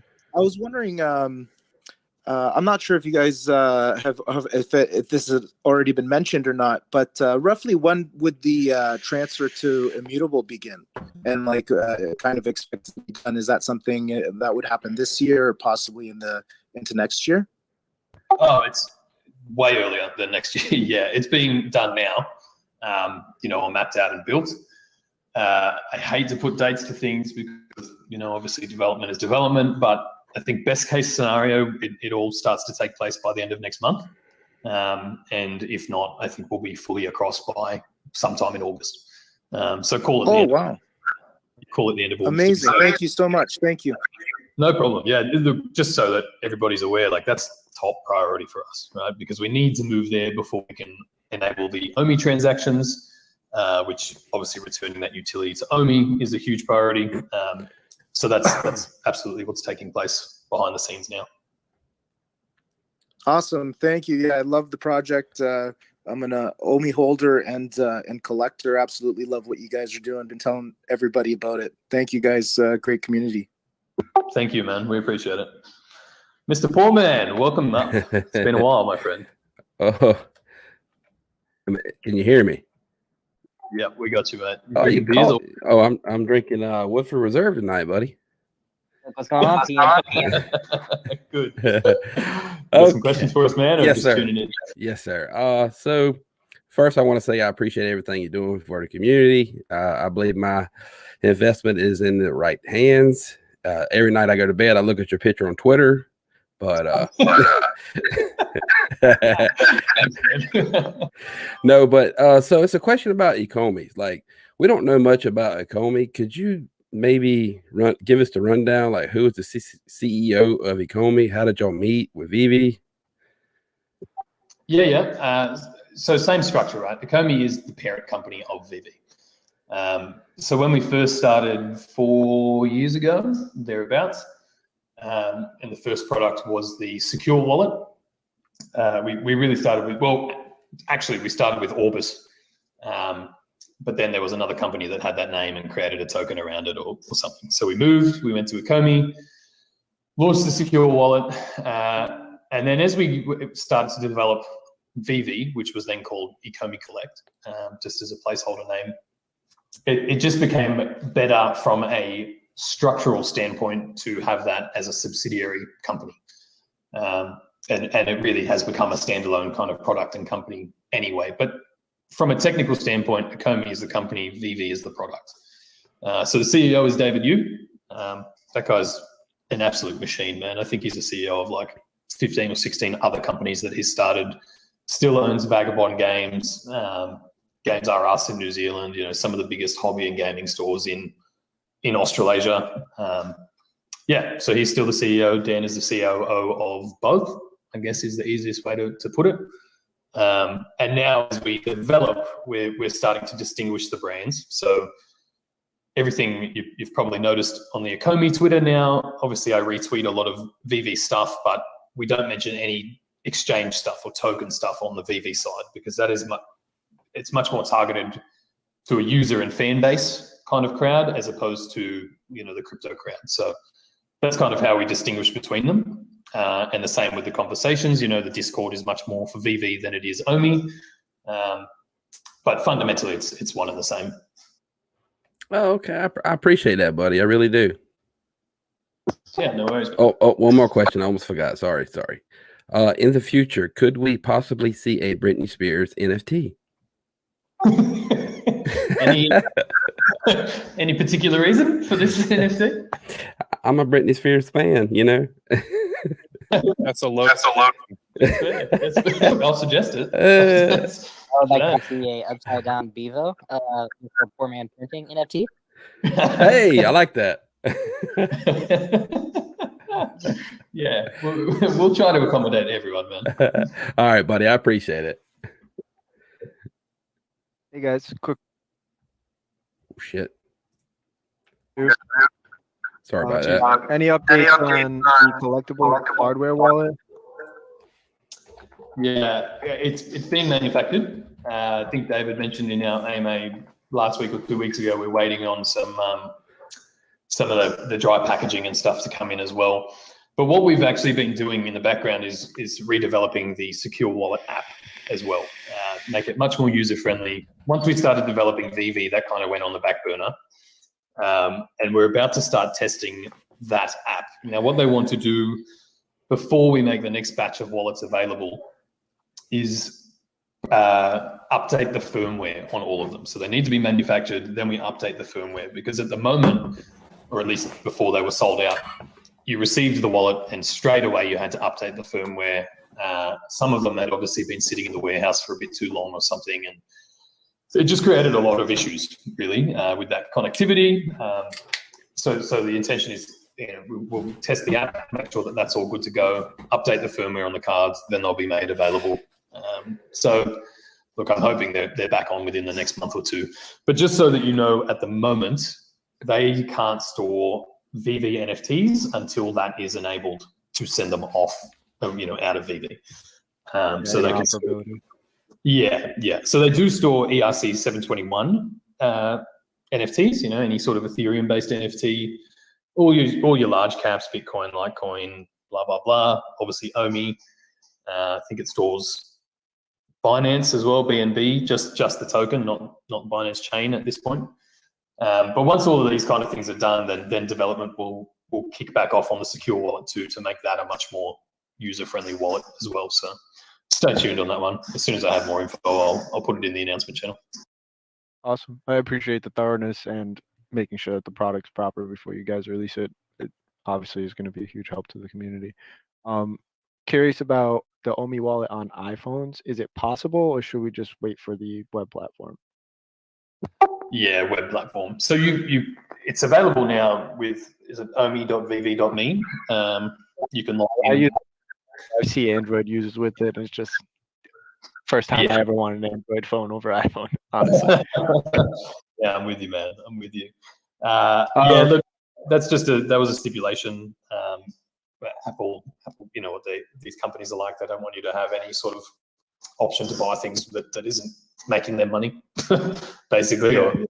So that's why it's kind of on the web platform. And really, once the web platform's available, that I think that will become more of a go-to platform. It'll be more robust as it develops out. We have more abilities there because you don't have to optimize everything to a lower resolution for phones and all that kind of thing. So yeah, once it's available, it'll be much easier for everybody to have access. Awesome. Thank you. Last question. I appreciate everything you guys do. You're incredibly awesome. Thank you. But what are you most excited about in the coming month besides Comic-Con? Me personally, I think Comic-Con's going to be pretty awesome. Like I said earlier, that for me feels like we're actually launching the product. We have got this far just from word of mouth, which has been incredible, but it'll be nice to actually take it to an event, put the product in front of a lot of new people. Now the app is ready to actually onboard new users and introduce people to that experience. So, in the very short term, I'm excited for that. Past that, version 2 of the showroom, I'm really excited for. I've only seen a few renders, probably the same that you guys have seen, but already it just looks infinitely more detailed and better than it currently does. And the accessories, I'm really, like, some of the showrooms that I see floating around on Twitter blow me away. Like, I've seen the DeLorean, people using the DeLorean fins as shelving, the Da Vinci drop that went out. I've seen now, it looks like a nightclub in a showroom. There's like disco lounges and things going on. So the creativity we've already seen is incredible, but I think opening that customization up with accessories is going to be pretty incredible to see too. Noah, if you're still here, is there anything you're particularly looking forward to that you've come across lately? Yeah, what you were saying about the creativity, particularly on social media, Just in the past few weeks I've been here, I've seen so many crazy things the community have made, particularly with showrooms and, just the way people can rotate things and, use all of the features of the app to really do some really cool stuff. It's awesome to see. In terms of things I'm excited about, I think you kind of covered most of them, but yeah, I mean, definitely some exciting things coming as well, but can't talk about it yet. So I guess stay tuned on that front. I at least have to try. Yeah, You guys that's have a good night. Cheers, man. Cheers. All right, guys, we'll do a few more and then better wrap it up. I'm trying to sell my car today so I can buy some more Omi. So we'll take a few. Hey, guys. I got a quick question. Yeah, sorry, I'll probably structure this a little more. Let's go Goody and then Tasmanian and then OMWTFYB. I really need it. Let's go that. Then me? Yep. Thanks. So Goody, if you're there. Yeah.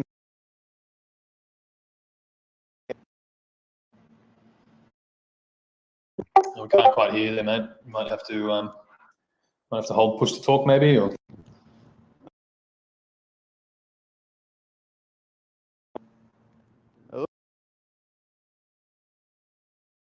All right, we'll come back to you, mate. That's no stress. Who do we say next? I'm not sure, but I'll go if anyone's waiting, not waiting. Do it, yeah. All right, so I have a quick question in regards to the actual, what do you think the best way to move? Give me 2 seconds. No worries, mate. All right, I'm sorry. So how long does it take to acquire a license from start to finish? Depends on the license, but in most cases, these deals have been in progress for 2 years or thereabouts.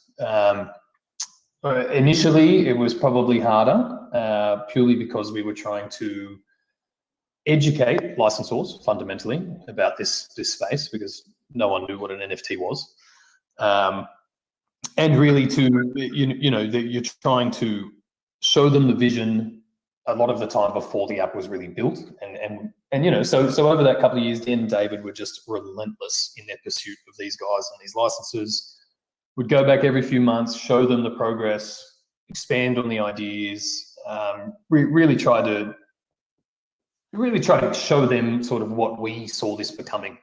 And credit to those early licensors, Tokidoki and stuff that came on with us early, because that's really helped us now, right? And then as time progressed, and they went back to these licensors, well, each time they could go back and say, oh, well, DC just signed, or this company just signed, or whatever, right? And we really started to hit this critical mass point where it became very obvious to the licensors that they were going to lose an opportunity if they didn't sign on.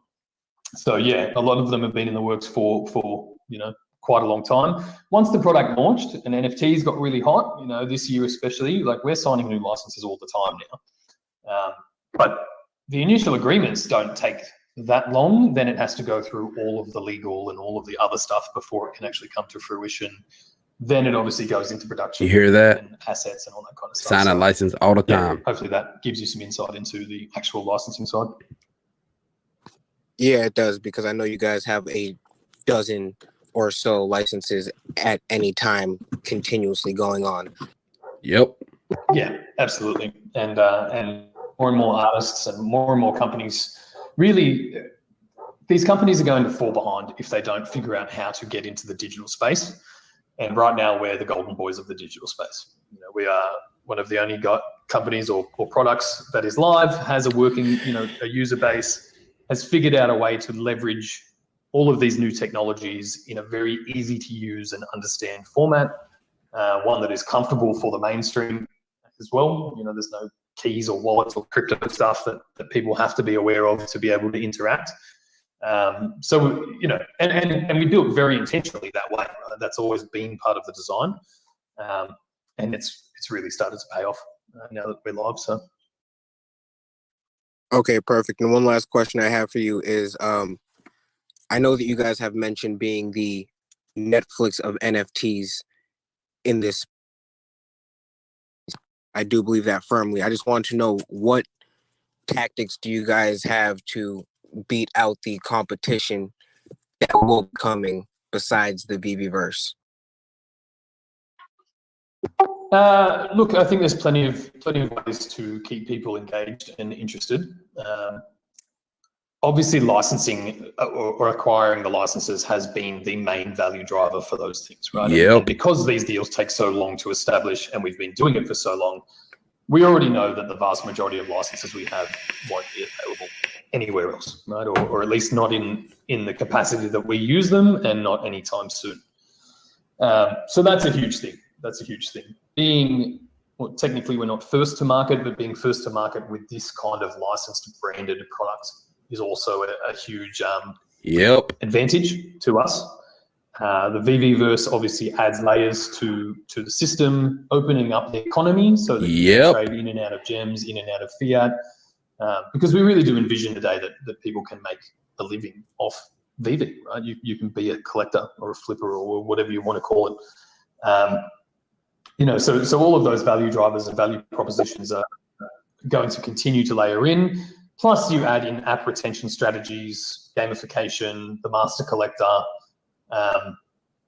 There's plenty of things to layer in. And then you add in the new technologies like wearables and being built for that. Eventually, collectibles actually become digital toys, right? And we've already kind of seen previews of the drivable DeLorean.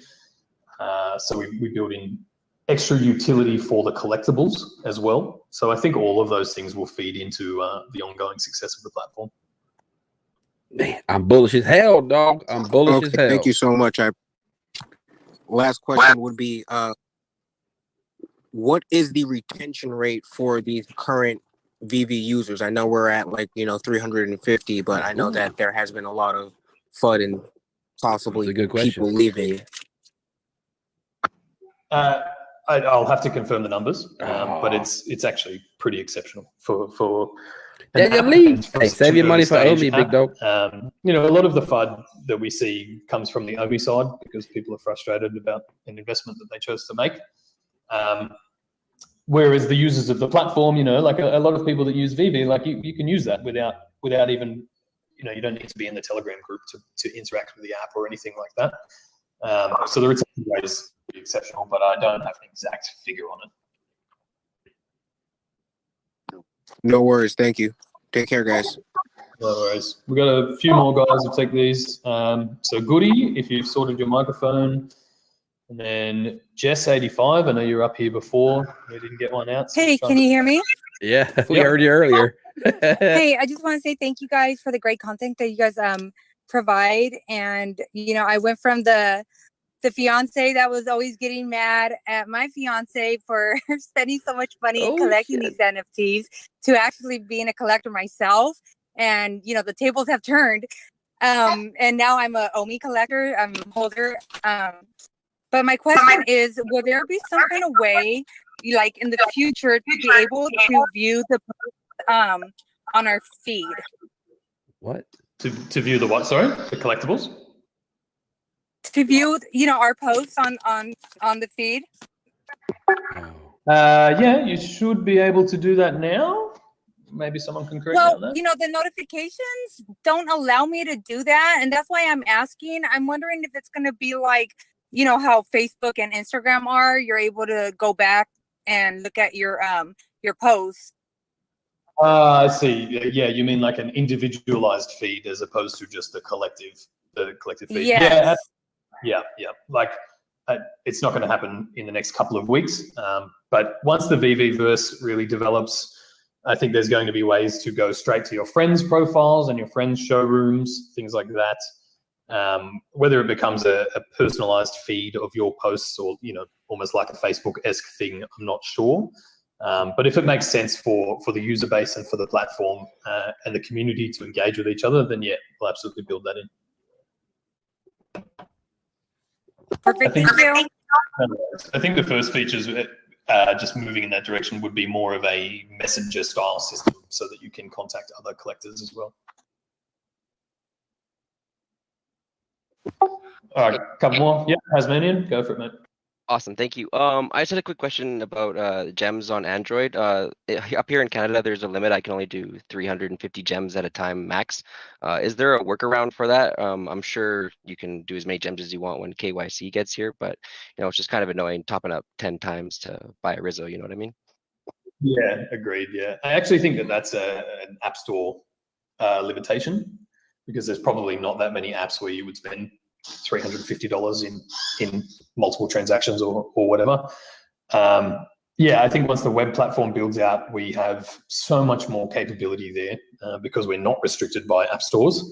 At some point it will open up to being able to accept other currencies as well. I would hope maybe even some stable coins and things too. So yeah, once the web platform comes out, we get a lot more functionality and capability enabled. So awesome, thank you very much. No problem. All right, 2 more guys, and then I got a jet. We'll do this again next week. Astro Boy, you got one there, mate?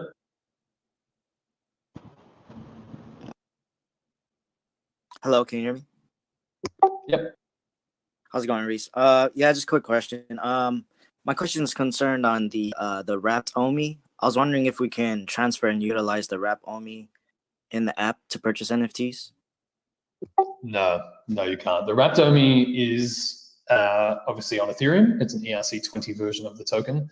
The app itself was designed to use the Go20 version of the token. But obviously we're going to move across to immutable. So what happens there is that you will need to, I think, I'll confirm this closer to, but I think you'll need to unwrap the token back to the GoChain version, then send it into the swap site and get the native ERC20 version when we migrate to immutable. At that point, that will be the token that can be used in the app. So that's actually what's going to take a lot of this development time. The way the app is currently built obviously uses the Go20 standard, or that's how it's meant to function. So we need to redevelop it to use the native ERC20 version.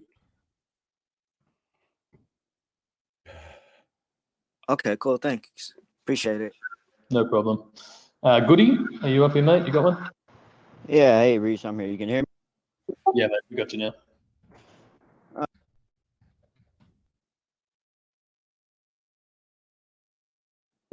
Well, we had you. I don't know if you've if something else happened. It's as bad as Chef the other night. How are we doing now? Yep. Whatever you're doing, don't stop.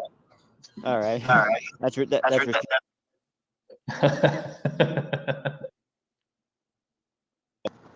First thing I want to know is where everybody's red circle is. A lot of people are lacking that in here. But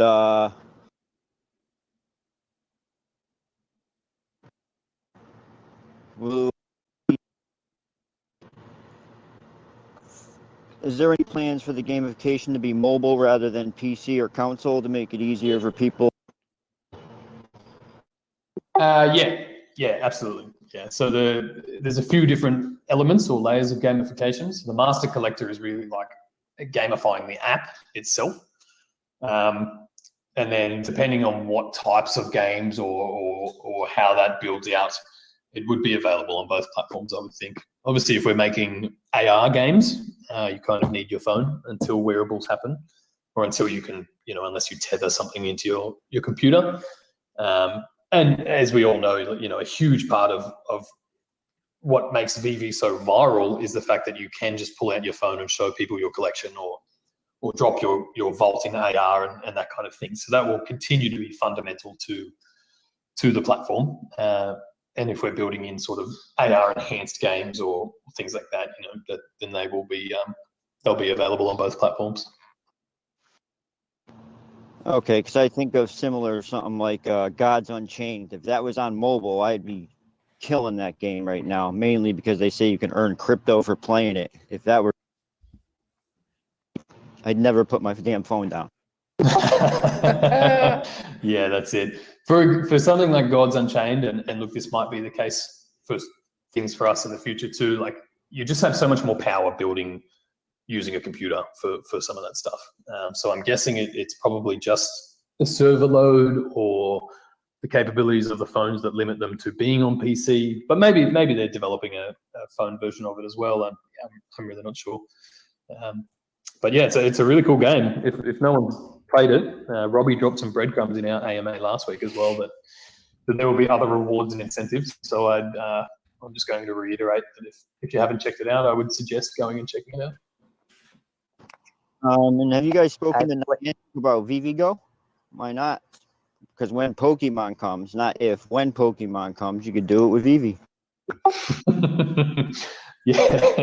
Yeah. Look, we have talked about future iterations of the VeVeverse actually being like a bit of a augmented reality overlay on the real world. Now, I don't know if that doesn't come until we have wearables or what, but fundamentally,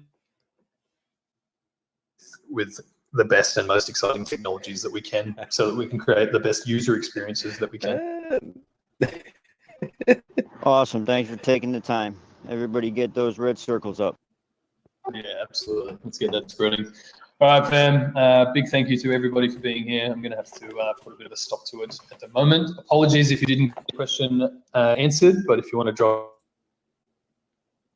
to one of our mods, and I'll try to get to it as well sometime today.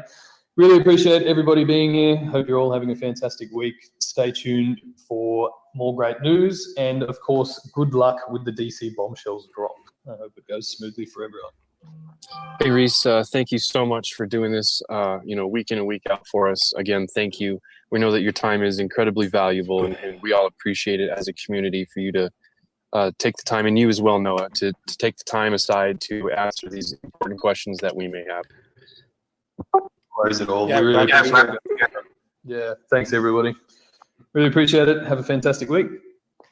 Cheers. Also, I'll just go ahead and plug the drop for tomorrow. We do a Thursday drop live every Thursday, 2 hours before the drop goes. So make sure that you guys tune into that here in the Discord channel. Absolutely, yeah. You're still running the granola games there? Hey, I appreciate everybody coming in. And I probably need to not drink Wilford Reserve while I'm on 2.5 hour. 7:30, 8:30, 9:30. Yeah, over 2 hour stream.